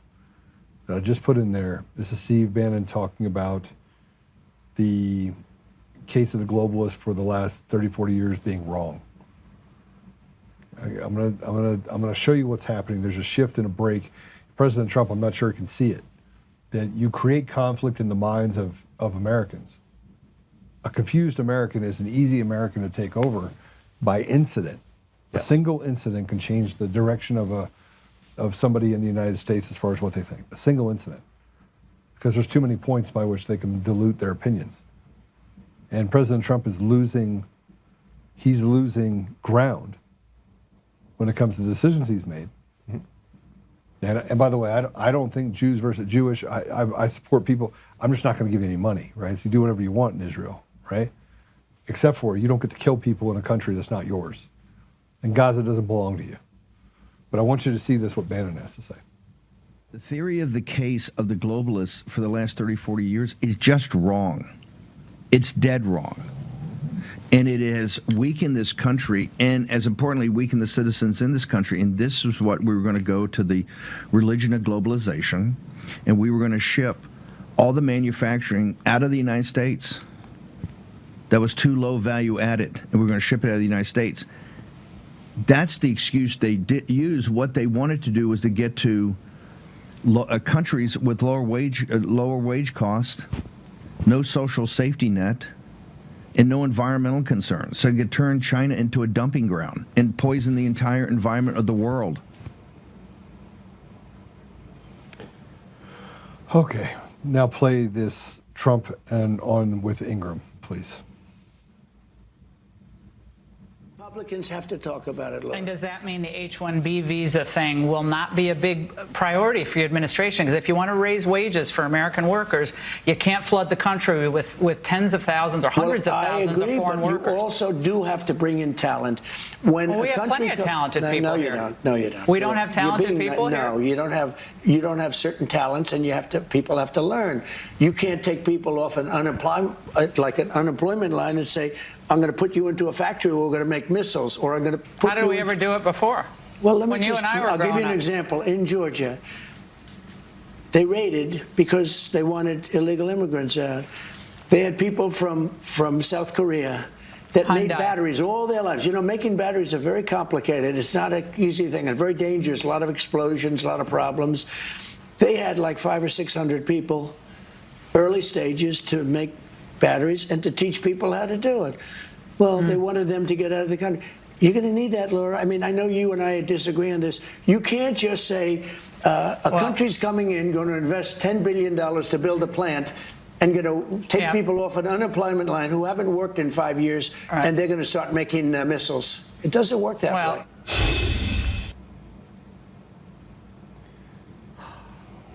Yeah, this drives me nuts because...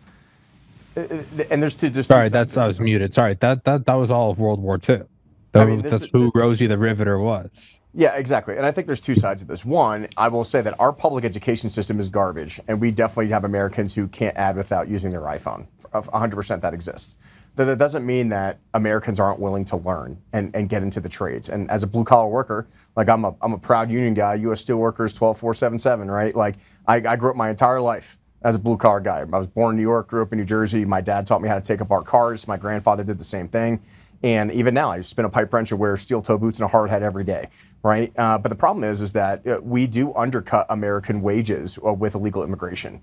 And if we don't remove the illegal immigrants out of our country, then we are not giving the next greatest generation, which is us, the opportunity to be in those trades. We don't need everyone with a degree in underwater basket weaving and $100,000 in useless college debt to be running this country. I know plenty of guys who are perfectly happy as electricians, pipe fitters, welders, refractory guys, everything. Time out. I just want to point one thing out. President Trump said we need H-1Bs to make batteries, H-1Bs. No, you don't.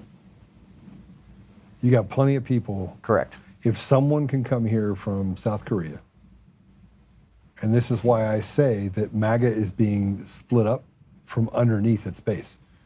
There's an active campaign. I promise you that Bannon has nearly everyone in the Trump administration on speed dial. Every one of them. That he's talking about and splitting people away from President Trump. But underneath, the people that are giving President Trump advice and telling him that you don't have talented people in this country, those are the same people that Bannon's talking to. Yeah. I mean, Bannon's talking about, he by the way, he doesn't bring up Epstein. You want to know why? Why would he? Because he's his boy. Yeah, we have He's the plenty pedo's boy. I agree with you, Joe. We have plenty of American workers that can do these jobs. And let me tell you something. The Goldman Sachs guy is not America's man, right? He's just not. Okay, it is super important that you understand. I want people to be educated. Look, follow President Trump, but just understand that inside President Trump's camp, here's a report he's being given. Do you think President Trump talked about using hydrogen peroxide in the body to kill COVID? You think that was his idea? No, absolutely not. I mean, people are definitely feeding him the wrong information, and these are the on purpose. These are the people in the administration that are trying to sabotage him and undermine him. They're part of the establishment, and they need to go. They need a narrative. They do. So they need all this chaos. Mr. President, you are being played by both sides. They are smiling at you while they are dropping pipe bombs underneath your pillow. Yeah, literally. That's literally what's happening. Mm-hmm. And I can see it on the outside. I see what happened with Bannon. And then you have to, you end up pardoning people who's like, Mr. President, we need you to pardon this person. He's asked about the guy with, Binance.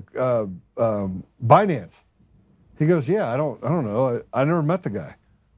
It was a policy decision that was made in the administration. Because in the administration, they wanted to do everything they could to screw with President Trump. Look, I don't have to be the smartest guy in the room to understand this. But here's, Marjorie Taylor Greene, the day after President Trump was on Ingram, the day after, put it up. This is a bill to end the mass replacement of American workers by aggressively phasing out the H-1B program. I introduced a bill to end mass replacement of American workers by aggressively phasing out the H-1B program. Big tech, AI giants, hospitals, and industries across the board have abused the H-1B system to cut out our own people. Americans are the most talented people in the world, and I have full faith in the American people. I serve Americans only, and I will always put Americans first. My bill eliminates the corrupt H-1B program and puts Americans first, again, in tech, healthcare, engineering, manufacturing, and every industry that keeps the country running. If we want next generation, we have to be American dream. We must stop replacing them and start investing in them. 100%. And I know MTG. I met her. I've hung out with her. She's an amazing woman. She said some things in the past that I might have disagreed with, but this is something that I unequivocally agree with. America first, American workers first, American citizens first. It doesn't make any sense. I understand that there's a lot of companies that don't want to spend the extra money to invest in American workers. Listen, we have a bigger problem. And I, as a guy that runs businesses, I can tell you what the problem is. Regulations and taxes 100%. on the businesses in their country are draconian. Mm-hmm. It is nearly impossible. And while they sit there and they attack businesses and say, you make too much money. Look, I talk to businesses all the time. Nobody's making too much money. Nobody's making any money. Yeah. It's just not happening. Yeah. If you squeak by and make 50 grand on a $5 million investment, you're like, oh, I did a good job. Yeah, it's ridiculous. And people are trying to find ways around it all the time. And the H-1B process is a way that they can actually just skirt margin. Yep. The government is taking too much meat off the bone. And if I'm wrong, then why in the world is Social Security now called an entitlement? A woman that's put that money in there for 30 years, dies at 65. 40 years, dies at 65. Never got to take any of her Social Security. Nope. Puts all that money into there, and the money just goes, it evaporates.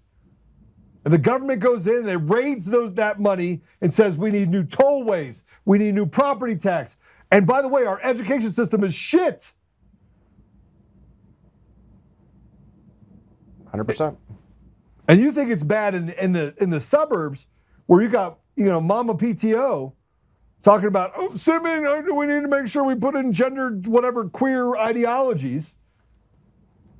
The kids aren't learning there. You know what it is in the inner city? It's worse. Yeah, just wait to see what happens in New York with Mondani in charge. A complete insanity. Police officer Mondani, a captain of the police force, did an entire video on how to actually tie a hijab. That's actually happening in New York. Yeah, you import the third world will come here. That's what everyone I've talked to in special forces and guys I've worked with for over 10 years have said.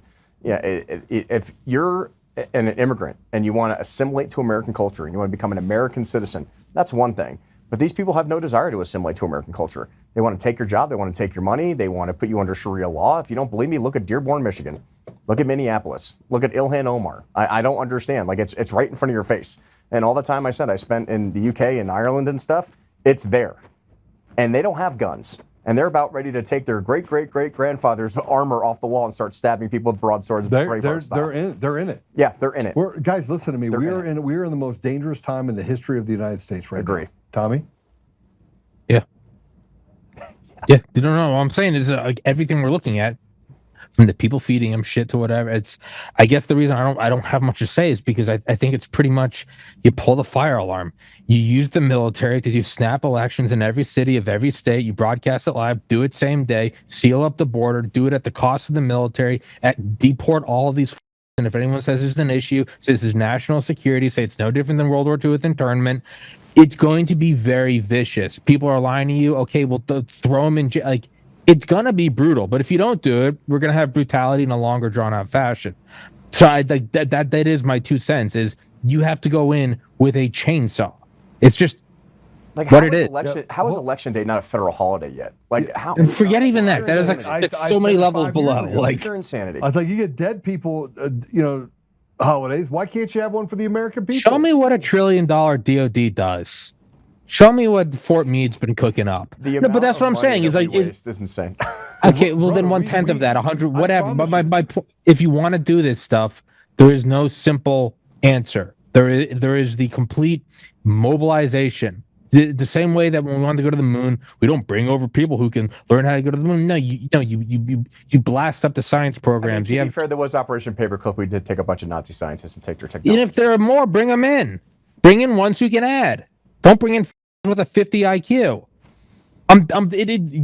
You prove my point. Well, I mean, yes, what we did in World War II worked. Fateh, I think that was his name. The reason he lost the mayoral election up in Minneapolis was because there's tribal warfare going on between the Somalis in that city. Yeah, there is. So it's because he has a 62 IQ and he probably has an iodine deficiency. I don't care. Paperclip, yes, that proves my. Go back to World War II and treat it like a war, because if you don't, you're going to have World War III. It's not a fun answer. I hate it. Well, there is nothing else to do but take the chainsaw with the flamethrower. It's just what it is. I mean, listen to this for a second. I do not speak lightly about what I'm saying, right? You shouldn't. 6 years, Middle East and Africa, hung out with some crazy people. Yeah. Solved some real big problems. Came back, built a company. Basically, I'm like the Forrest Gump of business, in a lot of ways. I mean, people ask me like, how'd you do it? I'm like, I have no idea. God. Like I wake up in the middle of the night and I see numbers in my eyes. Happened to me the other night. But like when I have to solve a problem, I close my eyes like right now, and I see numbers. So I know that I'm working the problem, and I still can't figure it out. This is one of those problems when I start thinking about it, I still can't figure it all the way out. But I know that President Trump, was out with Lindsey Graham playing golf. They're keeping people in front of him that are giving him narratives. And it basically is an op. They're running an op. Psychological operations 101, inside man. Of, and President Trump can see it. He just doesn't know to which side is he on. He did this. He put out this truth. He says, I'm withdrawing my support for Marjorie Taylor Greene. I'm withdrawing my support and endorsement of Congresswoman Marjorie Taylor Greene of the great state of Georgia over the past few weeks, despite my creating record achievements for our country, including a total and complete victory on the shutdown, closed borders, low taxes, no men and women's sports, or transgender for everyone, ending DEI, stopping Biden's record-setting inflation, biggest regulation cuts in history, stopping 8 wars, rebuilding our military, we're respected by every country in the world as opposed to just being laughingstock we were just 12 months ago, having trillions of dollars record-setting invested in the U.S. and having created the hottest country anywhere in the world, but being a dead country just 12 months ago, and so much more. All I see is wacky Marjorie, do is complain. It seems that it all begins when I sent her a poll stating she should not run for senator or governor. She was at 12% and didn't have a chance unless, of course, she had my endorsement, which she wasn't about to get. She has told many people that she is upset that I don't return her phone calls anymore, but with 219 congresswomen and men, 53 U.S. senators, 24 cabinet members in almost 200 countries, and an otherwise normal life to lead. I can't take a ranting lunatic's call every day. I understand that wonderful conservative people are thinking about primary Marjorie in her district of Georgia that are too fed up with her and her antics. And if the right person runs, they will have my complete and unyielding support. She's gone far left and even doing The View with their low IQ Republican-hating anchors. Thank you for your attention to this matter. Make America great again. We are focusing on the wrong things. Hell yes, we are. I mean, why are we not primarying Ilhan Omar? Like, let's bring in some importance to some people that are really causing a problem in our government. We're wasting efforts on people that actually support an America First agenda, and that's absolutely insane to me. But I mean, and let me just say this, Mr. President, and I think this is super important. And I'm just so we're clear, I want to make sure that I'm very clear on this. Supporting you and your agendas during Make America Great Again and running for a third term, winning a third term, it was too big to fail. We've seen what the radical left is doing. We've seen what they're trying to usher in. We can see it. But this is beer goggles. Yeah, the advice he's being given on some of these representatives, I mean, even like attacking Thomas Massie. I mean, Thomas Massey is all about single issue spending bills. I know he's a little bit more of a libertarian. You know, he's not perfect either, but like, at least you have representatives that are being honest, like, hey, I'm just here to support my constituents and do the right thing. And then we're going against the people that want to work for the American people first. Like, that doesn't make any sense to me. Well, I mean, and you see a concerted effort by people to create chaos inside the MAGA movement. Yeah. And President Trump is being fed all these things. Marjorie Taylor Greene was never against President Trump. No, ever. No. And he's being fed all this shit. I mean, and I hope he goes back to whatever core thing, whatever core spark there is. We all have it. I do it with the podcast. You know, it's not being pre-med where you have a set out path. There's a lot of things where it comes back to the core, and there is no one to go and get an answer from. There's no book to flip to the back to and go, well, what do I do on year 6? There is a point where you have to ground yourself in God, ground yourself in the right thing, and go, what do I know is right, regardless of what I'm hearing? Hey, man, the dude remove president. You're a successful guy. You've made billions of dollars. You've done it. Go back. If you think you're being fed shit from all sides and the ticker's going down, you don't have that much time left. You got 3 years best, 1 year if you use the midterms. Use the thing. Brush off the ego. The ego can be a good thing. And go trust your gut and go for that. That's what I would say to him, man, is you know somewhere deep inside what you need to do. Stop looking for outs. Stop looking for that's an ally and that's a snake. Use your own judgment. Go what is right and what do I know is right. Well, I mean, he was doing that, and then he needs to go back to it. Yeah, he needs to vet his intelligence sources. Like we never make a decision in the military based upon one source of intelligence. That's bad policy. We're going to make the wrong decision doing that. We always have to vet it between multiple sources, and I hope that our administration is going to start doing the same thing, because we're making a lot of bad decisions and making a lot of bad public comments right now on these things, and it's making real Americans, because you got to understand, like, what, less than 50% of the people of the United States even vote or get involved in politics, and when the rest of the people see this, like I said, they're trying to take their kids to soccer practice, they're trying to live, and they don't want to get involved in it. And we need accountability. We need to make sure the right thing's being done, and we need more people to voice those opinions in a way that's going to make sure that our elected officials represent us, and that the President of the United States can make sound, judged, moral, ethical decisions. All right, so let me say this. When President Trump gets to the point where he's attacking Marjorie Taylor Greene, not calling her to the White House, saying, listen, have the conversation, you know that there are people inside. You've been Basil. You've been, what is it, Bombazzle? Yeah. Well, it's like what we're seeing in Colorado right now. If they see you as a threat to the system of the establishment that exists, they will do whatever it takes to remove you from that system. Yeah, trust me, I could feel that. I quite literally feel that. So President Trump put this out, and my heart hurts. And it's not like I'm a great fan of Marjorie Taylor Greene. Yeah, she's not perfect. No politician's perfect. I don't have a dog in the hunt, because I think that both sides are absolute dog shit, right? I don't think President Trump came in thinking if he doesn't pull the lever and do some really drastic stuff, we have no representation at any level. But let's go ahead and put this up. This is President Truth. Man, this is the stuff that, so wacky Marjorie traitor Brown, remember Green turned to Brown where there was rot involved, is working overtime to try and betray herself as a victim, when in actuality she is a cause for all her own problems. The fact is nobody cares about this traitor to our country. Remember that thing that President Trump said never do? big comment saying calling somebody a traitor. Oh man. That And means something. we don't call the people that are traitors. Yeah, traitors. words mean things. We say that in the intelligence world a lot. Words mean things. I mean, and when you say that, that's interesting. Yeah, so there's a couple outcomes. Either Trump is compromised in doing this Okay, that's one of the possibilities. The other is that he's being fed shit from snakes from all ankles. Okay, at which point you need to dig your feet in and be an adult. Or 3, he's too stupid to realize he's being fed this shit, which I don't believe. So it's the middle one. If I don't believe he's compromised, I don't believe he's too stupid to know what he's doing. It's the middle one. He hasn't yet decided that, hey man, there's 3 seconds left. Are you taking the 3-pointer or not? Like, it sucks. I wish you weren't here. You're here. What are you gonna do? And it's very easy for me to say this in my cozy apartment. I'm not the president with the world on my shoulders, and God knows what many nuclear arsenals are on the borders of whatever. But hey, dude, if there's anyone that can do it, if there's anyone that's bigger than the office, it's Trump. I'm like trying to kiss his ass. Hey man, if there's somebody that can do this Tom Brady shit, it's you. Yeah. Well, I think he can, but this is Marjorie Taylor Greene. I want you to. This is, man, this is crazy. And by the way, I don't think anything about the Epstein list is going to indict President Trump.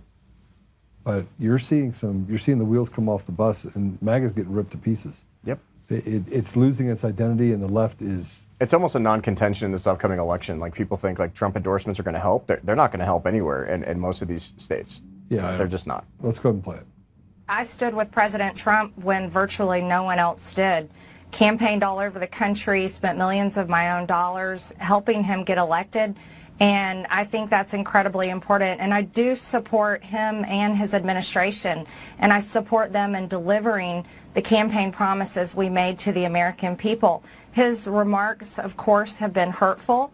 However, I have something in my heart that I think is incredibly important for our country, and that is to end the toxic fighting in politics. And this has been going on for years, and it has divided our country, split up friends and families, neighbors, and it's not solving our problems.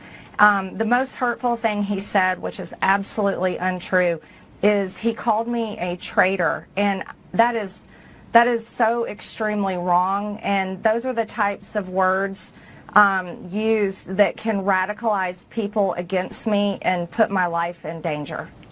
What do you think happened? What do you think is the reason?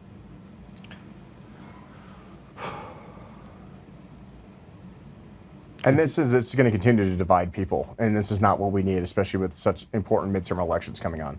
You know, we're gonna put all our focus on these things. We're gonna start now calling people in our own party traitors and whatever else. And like I said, we definitely need to clean house. Like I said, especially in the state of Colorado, like, we need to replace some people. But when you have representatives like MTG, who's doing the work and doing the job and representing your people, those are not the people we need. I don't think anybody right now. I mean, Marjorie Taylor Greene would at least show up and make sure there was a vote. Yeah. She'd say, voice votes. I need a vote, an actual vote. She would do it every day, right? But the problem is the system is a machine that just feeds whatever it is that your vice is. It feeds it.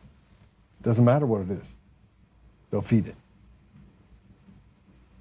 And that's the problem with DC. You stay there long enough, you start getting sucked into it, and that's why it's like, oh, you just dip your toe in just enough and get right back. You know, you don't want to get sucked into that. I mean, look, it's bad. I saw. Not even once. Don't pick up the pipe. Don't even. It's like don't Michael even Jordan. start. Stop it. Stop it. Doing drugs. Get some help. Get some help. Yeah, exactly. 100%. Get some help. So Marjorie Taylor Greene put something out, and I want you to understand something. She put out something saying President Trump attacked her. Put it up. President Trump just attacked me and lied about me. I haven't called him at all, but I did send him his text messages today. Apparently, this would send him over the edge. The Epstein files. Look, President Trump. Let me say this. Imagine being the guy that has to be the world's babysitter while navigating some of the most horrible human beings that were selected using these systems in our own country. Not very smart people. They're just not smart. And you have to do all of that while everyone in the world is texting you saying, "This is my pet project. I want to do this. Trump, can you do this for me?" Yep. I was coming home from elk hunting, and I got to a place where I had a little bit of service. Did your phone go on fire? It's unbelievable. It's like me every morning. It's Right. like, please Joe, stop. Joe, can I have tickets to the Avs game? Joe, can I have this? Joe, can I borrow $500? Joe, can you come on my show? Joe, can you? I spent an hour just catching up with people, and I probably had 30 people. Now imagine being President Trump. He doesn't have 30. He's got 3,000, 5,000 every day. His phone blows up. And I know he's got it imaged, and somebody else has a phone too. And he's looking at his phone. He's like, "Oh my gosh, this is crazy." And he's got to handle all these problems. And then I can already tell you what happens. It happens here. I fired 2 people last week. I fired 2 people. Somebody showed me a phone. I looked at it. I was like, I want them gone. I want them gone by the end of the day. Get them out of here. Right? And people were like, "Joe," and I'm like, I don't care. I'm done. I'm done dealing with the bullshit. Right? I'm done with it. So imagine President Trump times. He's very smart, and we don't understand the amount of pressure that you go through to be in the position he's in, and he's got to deal with Bibi. And he's like, "Oh, give me the letter so I can get a pardon." Right? He can't make anybody happy. There's no one to be made happy. You have to have the courage to be disliked. Well, that's the thing, is you can't make anyone happy. I think that is the gift, is realize no matter what, they're all going to hate you. And a lot of things you can't, ignore it. You can't lose your humanity. You can't do this. This is the one spot where you can be that high up that President Trump, you're allowed to detach, and you're allowed to go, this is happening and this is happening. It says the only way I can describe it is Dr. Pete Chambers, talking about triaging, SF guys. That's where we are. Great dude. Yeah, he's an awesome dude. That's where we are. But you got a bunch of alphas even on these guys, right? You got a bunch of, I've sat in a room with a bunch of alphas. I'm telling them to not talk to any of them. You are the one that's triaging the United States and thus the world. Act accordingly. Yeah, I mean, I agree. But then, a lot of things you don't. It's not that some people hate you and other people like you. There's a lot of things where it takes decades before people go, "Oh, he was kind of right." That's how far out it takes. It's Eisenhower was a psychopath for setting up the continuity of government and the relocation arcs. It's 70 years later. It's probably good to have those nuclear bunkers spread out everywhere. Maybe that wasn't too much money. By then, his grandkids are dead. You have to be okay with being hated. And also realizing that the sacrifice is not always transactional. It's almost never transactional in your lifetime. It's just. But the problem is that beer goggles.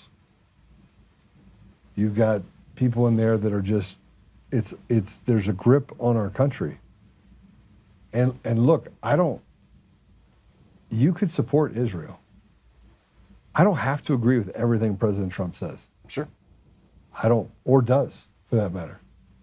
Watching hundreds of thousands of Gaza children and women and children die, and I'm saying it's an acceptable casualty, reminds me of Madeleine Albright, 1996, saying that 500,000 women and children dying was appropriate. Yeah. I mean, that. I hope that woman is in a boiling pot of hot acid. Kill 500,000 women and children, but I look at what's happening in our country. Same thing's happening. Yeah. And they did it. They did it to make it closely associated with his watch, and they're going to rewrite history on President Trump. I promise you. Of course they are. It's all cognitive dissonance. It's so easy to say, "Oh, we're going to do this overseas. We're going to do that," but unless you've seen it with your own 2 eyes, it's really hard to justify what's physically going on in your mind. Which all reinforces your memory is not going to be set in stone. It's going to be by those around you. Everyone's going to hate you. Assume everyone around you is a traitor. Go with your gut. The clock is running out. Yeah, it's not a fun answer. It's not a fun answer. It's like if you want a friend in D.C., get a dog. You know what I mean? Sometimes you have to trust your own intuition and trust your faith and make the right decision without having everyone talking in your ear telling you what to do. It's demonic. It's demonic. But then President Trump went after Massey. Yes, Yeah, man, you're chasing the shadows that the snakes are putting around you. Put it up. Assume everyone is an enemy. Act accordingly. Did Thomas Massey, sometimes referred to as Rand Paul Jr., because of the fact that he always votes against the Republican Party, get married already? Boy, that was quick. No wonder the polls have him at less than an 8% chance of winning an election. Anyway, have a great life, Thomas, and his wife will soon find out that she's stuck with a loser. Yeah, it's bad form. Not recommended. It's the Yeah, man. That is. What are you doing? Why? I can already tell. That's my point. Is what are you doing? You're compromised. You're too stupid to realize you're being played, or you know that you're being played, and you're not compromised, and you just haven't found your balls yet to go. This is what I'm doing. I think it's the third. So do it. Yeah, I think there's more to this than that. You know, I want to hearken this to Bernie Madoff. Okay. Bernie Madoff had kids and the life of life, and he was kind of like Steve Bannon. So think of Bernie Madoff as like a Steve Bannon of people. He can talk. He's very articulate. He was very smart. Super smart. And they let him go on for years, billions of dollars in fake books. They all knew. Everyone knew. But when he finally went to prison, you know what he said? I thought the whole world would end before they get me. That was one of his quotes. But he also said that he loves the life he has. It's peaceful. In prison. Yeah. He said he doesn't have to worry about anything. Yeah. And then they killed his son. Wrong. Then they both. And they killed his son. Yeah. So.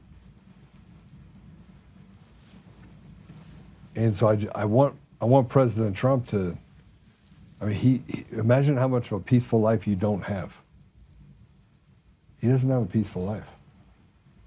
And he can't get it back. All the more reason to do the thing, man. Rip the Band-Aid off and do the right thing. Do the thing.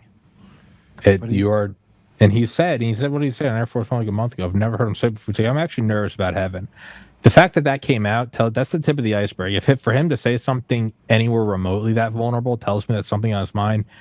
President, lean into that, man. Lean into that. Find the anchor in God, all right? Lean into that. Sorry, I'll stop blurting out. I've made my point very clear that I want Trump to, use the military. I'll shut up. No, I mean, listen, I think we're all agree. Yeah.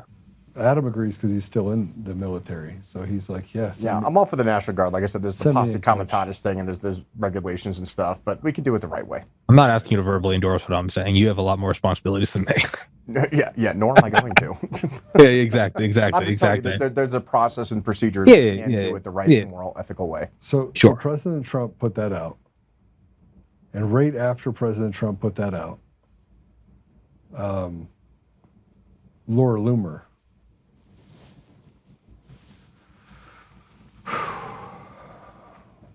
Laura Loomer put something out, and I was mortified by it, about Massey. You don't have to agree with Massey. But to go along to get along with the Republican Party, when the people at the top have done some really horrible things, it flies in the face of common decency.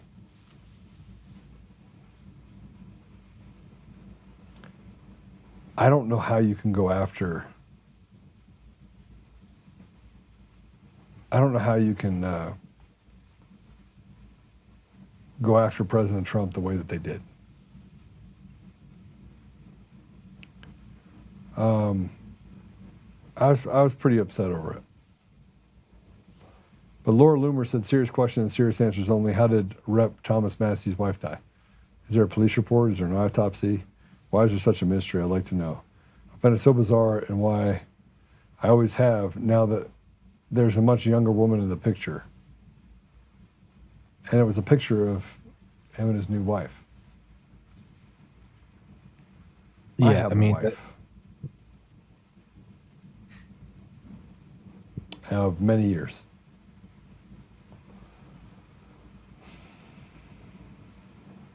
And I'm going to say that this is what I wrote. We don't have to put it up. This is disgusting. Massey was married to his wife for decades. It was his high school sweetheart. He does not owe you or anyone an explanation, and the fact that you would weaponize this is disgraceful. We have lost the ability to have humanity. Disagree with someone and go after his dead wife. Got it. I did not wait long enough to get remarried. He did not mourn the right way.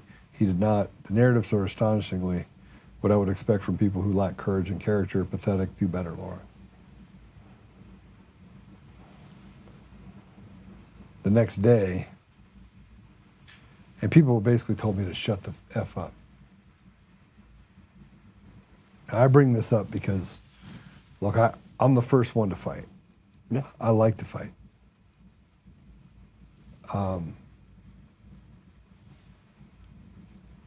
But I've been married 23 years. It's been ups and downs. I know what it takes. If I were to lose my wife, it would devastate me. He got remarried after 16 months. She died 16 months ago. She had been sick for quite some time before then. So there's a shutting down period that I could imagine that you went through. Sure. But the fact and several kids, right? Yes, and all of it, everything in his life is he's just he has his tree is good. But right after she did that, I forget what the guy's name is. Man, I was pissed. Oh, Brendan Dilley. You know who Brendan Dilley is? No. You go, isn't it weird that Thomas Massey has a new wife and a new one, and that knew his dead wife for years before she died?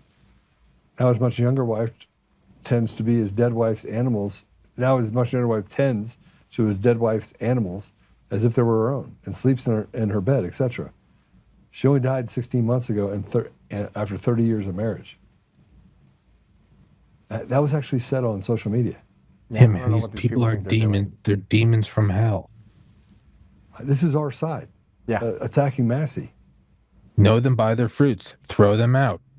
They're not on your side. This is a blessing. Be grateful that God's showing you who they are. I mean, God tells us, you know. You know them by their fruits. Yeah, and I'm going to put you against your mother, brother against brother, father against son, and you know, I will kill you. They will kill you in my name. You know, I mean, this is what we are to expect. So, and I know we're running out of time because I got to go. I got to go help my friend get a gun. So I said this to Dilley, though, by the way. I said, between you and Loomer. By the way, the more stuff that I have on Bannon, it's unbelievable. Like the more stuff, it's unbelievable by people that work for him. I was going to go through the whole thing, but I felt like I'd save you guys that. I'll do my own show on it. That way I don't have to bring other people into my mess. I said, LOL, between you and Loomer, I think you have the relationship world completely mastered. Right? I mean, how many failed relationships? How many bodies in the wake of your two shining examples of success? I'm sure you got it all figured out. First is none of your business. Second, there is no perfect time to move on after you lose the love of your life. But neither you nor Loomer would know anything about that. It's disgusting that you would use this as your beat stick, and the only reason you do it is to hurt the man you disagree with, or more specifically, the man that establishment disagrees with. You just carry their water. Congrats, you carried it well. Hope the bag of shekels was worth it. But what do I know? Between the lot of influencers, you all have accomplished all of jack shit. But do attack a man with a 30-year marriage, children are impeccable, and like it or not, a man who will stand for what he believes. Without worry of the consequences, yeah, he's our problem for sure. 100%. Thomas Massey's one of the good ones, you know, and the fact that people are attacking him when he's the guy out there trying to fight for the American people and he actually cares about the people in his district. You know, I can't say that for many representatives. I can't say that for many representatives that go back to their home and actually shake hands and have coffee with their local people and actually show them that they care. And that's why they keep reelecting him. So, yeah, he might lose a so-called endorsement. Yeah, might somebody primary him. But that should be a notice to people who are running for office now, is that if you actually go out and build those relationships and show people that you actually care, I mean, you just need those votes, right? Yeah, the money machines will come after you and everything else, but then there's the flip side of that. We have most representatives who don't go out in district, or they get heckled all the time. They can't even get into any meeting without being shut down, and they just rely on big donors. So which one of those candidates do you want to be? Which one of those representatives do you want to be? You want to be the man or the woman of the people that actually respect and continue to get reelected for the right reasons, or do you want to be beholden to big corporate donors that control the system? And, you know, I would pick the first one. Yeah, I mean, look, we never want to become the very thing that we're fighting against. Pray, stand, speak, act. The 4 things that I've been telling people to do for years. Pray first, stand up, speak truth, and always act. It's all biblical. Absolutely. Right? And so I got to go because I told him I'd be there, but I want you guys to know a couple of things. First of all, Adam, thanks for joining me. I really appreciate it. No, Thank absolutely. you very much. Thank you for letting me come on. And how do people follow you? Yeah, so Instagram's my biggest one. It's adam.DeRito2010. Same thing on Twitter. It's just Adam DeRito. TikTok and Facebook and everything else. YouTube as well. I did the Tuxes and Tomahawks podcast, Dark Saber podcast for the Air Force Academy kids I'm trying to save. And yeah, I'm on Substack. I read a lot of policy stuff on there, which you guys should probably check out since none of our representatives want to talk about policy in Colorado, but I will. And I'm here to try to save the state of Colorado. I mean, yeah, I know I'm a native East Coaster, but I love this state. This is where I want to raise my future family. And by, with, and through, as we like to say, no matter what it takes. If we have to find people to primary the unethical, immoral people representing us, then we're going to do it. It's time for the millennials, the Gen Z, and Gen A to stand up and let's create our own revolution, the legal and the right way. We just got to get people to combine together. Exactly. Yeah. 100%. All right. Tommy, good to have you on, brother, as always. I was gonna say Adam's probably the easiest to get, and I mean that in a compliment, to get in touch with. I mean, I think it was like under a minute. I was like, yeah. And I was like, wait, what? He got right back to me. Here's my phone. I was like, thank you. I'm like, thank you. Like, yeah, so, I'm relatively responsive. My phone's like Joe's. It's on fire every day after for 6 months. But I will respond to everybody. Immediately interact with people. So, all right, I'm gonna pray for President Trump. I'm gonna pray for our leaders. I'm gonna pray for humanity if I can. I end every podcast with a prayer, so I'll do that. But I just want you guys to know something. Nobody said it was going to be easy. No one. No one. No. No one said. No one even said that you'd survive it. Correct. So you just have to be willing to serve the Lord. Understand that there's a much bigger picture here, and winning doesn't necessarily mean you survive. In the grand picture of God's scheme, that's a win. Your purpose might have been to get to this day, this month, this week, this year, and then it's over. And that means you didn't fail. That means you played your role. There's a lot of guys. My great uncle was on D-Day. He survived. There's a lot of guys who the door of the Higgins boat opened, and that was it. Their sacrifice wasn't any less. That was part of God's plan. Yeah. So I just want to say this, President Trump, if you want someone that knows how to play golf to come play golf with you and be your sounding board, I'm all about it. I do want to play at Mar-a-Lago. Yeah, I think you just got to, man, you got to get out and you got to take a swim. I think he just has to take a swim. He's got to take a look at what that circle looks like around him, and I know he's frustrated. You could tell it. You could tell it going back to Charlie Kirk's funeral. Yeah. Right? I was there. I watched it. He is visually, he thought he could come in and get a bunch of stuff done. He thought he had the right people on the bus. He's got people like Kardashian Patel who are more interested in, covering things up. And I know he can see it. I know he can see it. I know the conflict that it creates. So let's play it. Let's pray him out. And Apple Podcasts, Google Podcasts, Spotify, Pandora, iHeartRadio, TuneIn, and more. Just go to all those different places.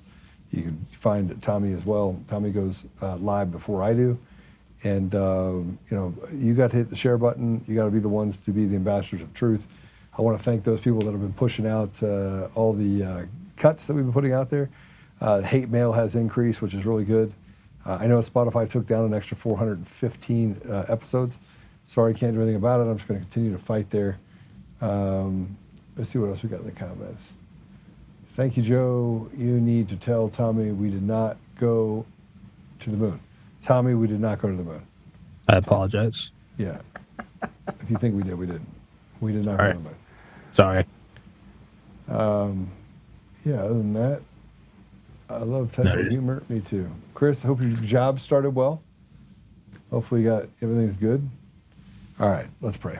Father God, thank you. Man, thank you for the time that we've had with Adam, with Tommy. Thank you for the peace that you put in my life, Father. I just have to say thank you. It is just amazing what you've done. You've exposed all this evil to the people. I truly believe that it was going to sweep in, and that some of the things that we've experienced have been able to wake up more people. And yet we sit here just wondering why it has not yet been solved. And I guess that's the lesson, is that everything happens in your time. Father, we see the conflicts that are created and the people that are involved in self-indulgences and serving themselves while abandoning the American people. We know that there's a lot of people that are telling President Trump a lot of things. But Father, I would just ask that you lift the burden off of President Trump. You let his eyes be able to see and his ears be able to hear. I would ask you, Father, that you would give him the discernment that is necessary in order to take us to a better place. I ask you, Father, to give us the ability to support President Trump, not just from the inside, but be able to do things in our community and in the country that can push towards a more visible and a more transparent process, so that President Trump doesn't have to rely specifically on people in his cabinet. And we know that he's not going to get things right all the time. And I don't even think that, even if I disagree with him, there are times that he's been right. He's right more times than he's not. Father, I would just ask you that you would give him the ability to see the outcome, to be a seer of things to happen in the future, and to do things that are necessary in order to save our nation, to save his family's life in the future, and to save us from this evil that has consumed our communities and our country and the world. I ask these things, Father. We love you. In the name of Jesus Christ, amen. Amen. Amen. All right. I will see you guys later. Have a great Monday. Adam, thanks for coming on, brother. Lots going on. Bill Owens, bad guy. Kirkmeyer, do not vote for her. Do not vote for you. And if you're in Colorado, get groups together. I'll come talk to groups. Adam will come talk to groups. Get involved. We're gonna get a bunch of groups together. We've got we've got some fire people that used to amazing people. We got Ed Hartfield. Mm-hmm. He's a stud. Matt Arnold, which I haven't seen out in a while. He's kind of what's he doing? He's relatively kind of new to the scene, but yeah, the people are getting out and doing things. And before that, Joe, I want to give you the first copy of my book. All right, thank you. You're the only one who has a copy of that, but I wanted you to have that, and thanks for everything that you do. I'll read this. I'll make sure I read this in the next couple of weeks. So thank you. Appreciate that. Thanks. God bless you, brother. God bless you too. All right. We'll see you guys later. Take care. See you, Tommy. Be good. Thank you so much. Yep. Adam, nice to meet you, sir. All right, Anytime. guys, take it easy. Yep, peace.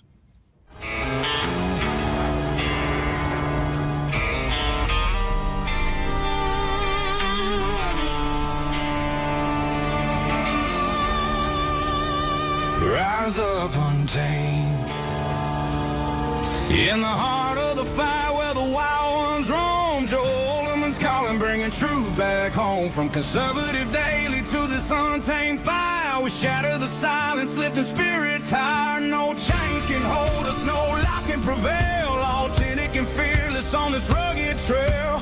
Patriots gather under stars and stripes. Untamed nation, igniting the night.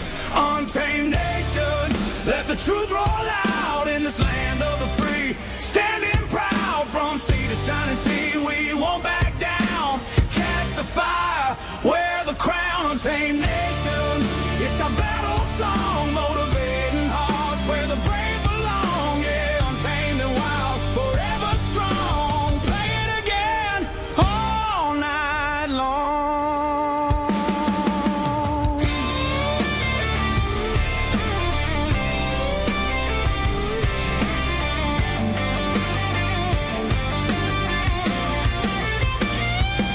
Break the mold, chase the real.